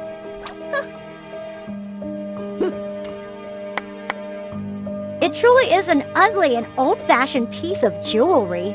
Now I will live a life of luxury, making up for those days in that wretched, tattered house.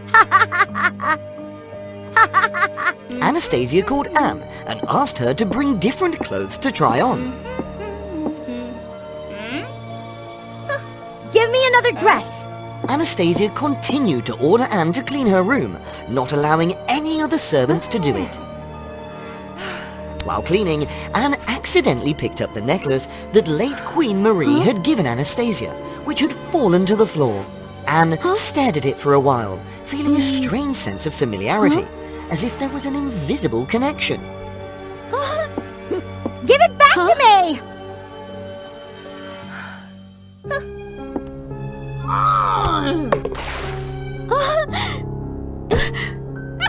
Queen Marie, standing outside the door, observed her granddaughter's rooms, shook her head, sighed, and felt sorry for Anne. As for Mr. and Mrs. Thomas, they were allowed into the palace, enjoying a life of luxury. Their greed grew day by day. We must take advantage of this rare opportunity.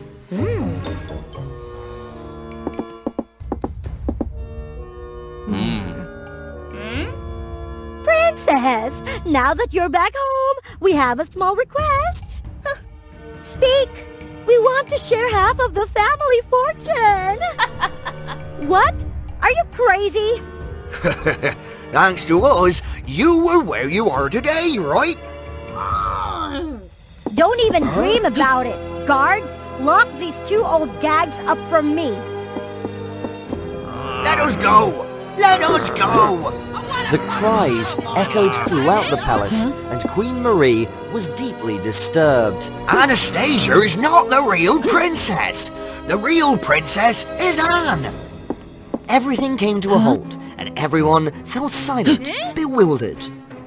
Thomas, don't talk nonsense. Daughter, I am the one who gave birth to you, and your name is Anne.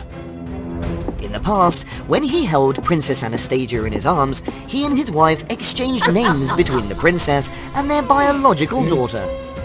Daughter, from now on, your name will be Anastasia, and the princess will be Anne. Neither of the two children knew about this. Grandma! I don't know anything! They arranged everything! I didn't intentionally impersonate the princess! Your family must face punishment. not only for deceiving the royal court, but also for mistreating the princess. Mr. and Mrs. Thomas, in fear, grabbed their daughter and fled. Run! Quickly! Stop! I know the truth. It turns out that the differential treatment was because I'm not your biological child.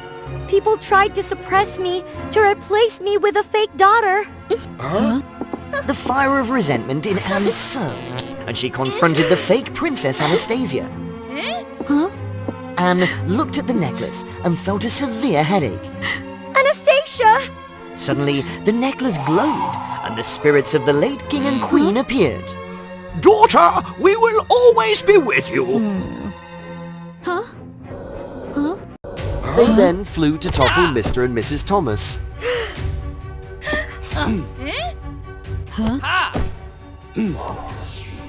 Lock them all up in jail!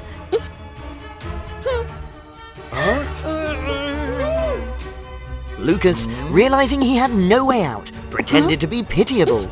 Please forgive me, Princess. I was blinded by money, and I betrayed your feelings. But Anne had seen through Lucas's true nature. Expel him from the castle, and he shall never set foot here again. Finally, I have found my real granddaughter. I officially announce that this is the true Princess Anastasia. She put the necklace back on Princess Anastasia, and they lived happily ever after. Prosperous kingdom of Bosia buzzed with the lively sounds of people, their voices intermingling in the bustling marketplace. However, there was one thing you wouldn't hear: the enchanting melodies or graceful dances, as those were forbidden in this kingdom. Nevertheless, rules couldn't bind everyone, including Princess Barina of the kingdom. Since childhood, Barina had been stayed within the vast castle without any friends. The king and queen, engrossed in ruling the kingdom and strict prohibitions, forbade her from leaving the castle. Barina's best moment of joy came when she discovered a beautiful music box with a charming ballerina twirling to the melodious tunes in the king and queen's chamber. Upon finding Barina swaying to the music, the queen rushed in and hastily confiscated the music box. Barina, this is not a toy for you to play with. Remember, music and dance are forbidden. Don't let us catch you involved in such things. Yes, Mother. However, prohibitions couldn't suppress Barina's love for that music box. Taking advantage of her parents' absence, she sneakily took the box and hid it for herself. As night fell, young Barina opened the secret music box under the bright moonlight. To her surprise, the ballerina wasn't stationary anymore, but gracefully danced throughout the entire musical piece. Immersed in the dance, Barina stood up and began practicing her own ballet steps. From that day forward, Barina diligently trained in secret every night, accompanied by the magical dancer from the music box. Time nurtured her beauty and dancing talent. As the princess grew up, her parents remained strict, limiting her connection with the people outside the castle. Thus, Barina resorted to disguises, sneaking out to satisfy her curiosity about the world beyond the castle. During one such escapade, Barina stumbled upon a lively underground basement immersed in music, hidden in the streets. There, she could freely indulge in her passion for dance. People in that basement shared their love for music and danced with her. And Barina made a fantastic friend, Edon. Despite his humble background, Edon had an immense passion for art and Barina's graceful movements. Amazing, Barina. Your dance steps were as light as walking on air. Thank you! you. Now let's stand up and dance with everyone. Come on, hurry up. Verina's daily life continued peacefully until her birthday. As she entered her room, a mysterious voice echoed, Verina! Verina! Who's there? Entering the room cautiously, she searched around but found no one. I'm here at the music box, Verina. Music box dancer? And you can even talk? Why weren't you scared when I danced? And now you scream like that. Hello, my name is Rosette, and I used to be a human like you. It turned out that 6 years ago, during her ballet performance, Rosette had been mysteriously cursed, but she couldn't remember the source of the curse. When she regained consciousness, she had forgotten her past and discovered herself as a motionless dancer in that music box. Until Verina opened the box, a magical force allowed Rosette to move and perform. You can move now and you can speak. Could it be any way that the curse be about to be lifted? Perhaps, but it has been 6 years since I could move, and I have to wait another 6 years without knowing what will happen next. So let me help you. I'll find a way to lift the curse for you. In the following days, Verina focused on searching for ways to lift the curse, but found no leads. Feeling discouraged, Verina sought refuge in the mysterious underground basement to escape the troubles within the castle. Considering Edon a trustworthy friend, Verina shared her princess identity, the cursed music box, and Rosette's story. It's strange, Verina. The king and queen prohibit music in this kingdom, yet they keep a cursed music box in their chamber. You should reconsider that chest for investigation. Exactly that box. Excellent observation, Edon. I couldn't think of it before. Try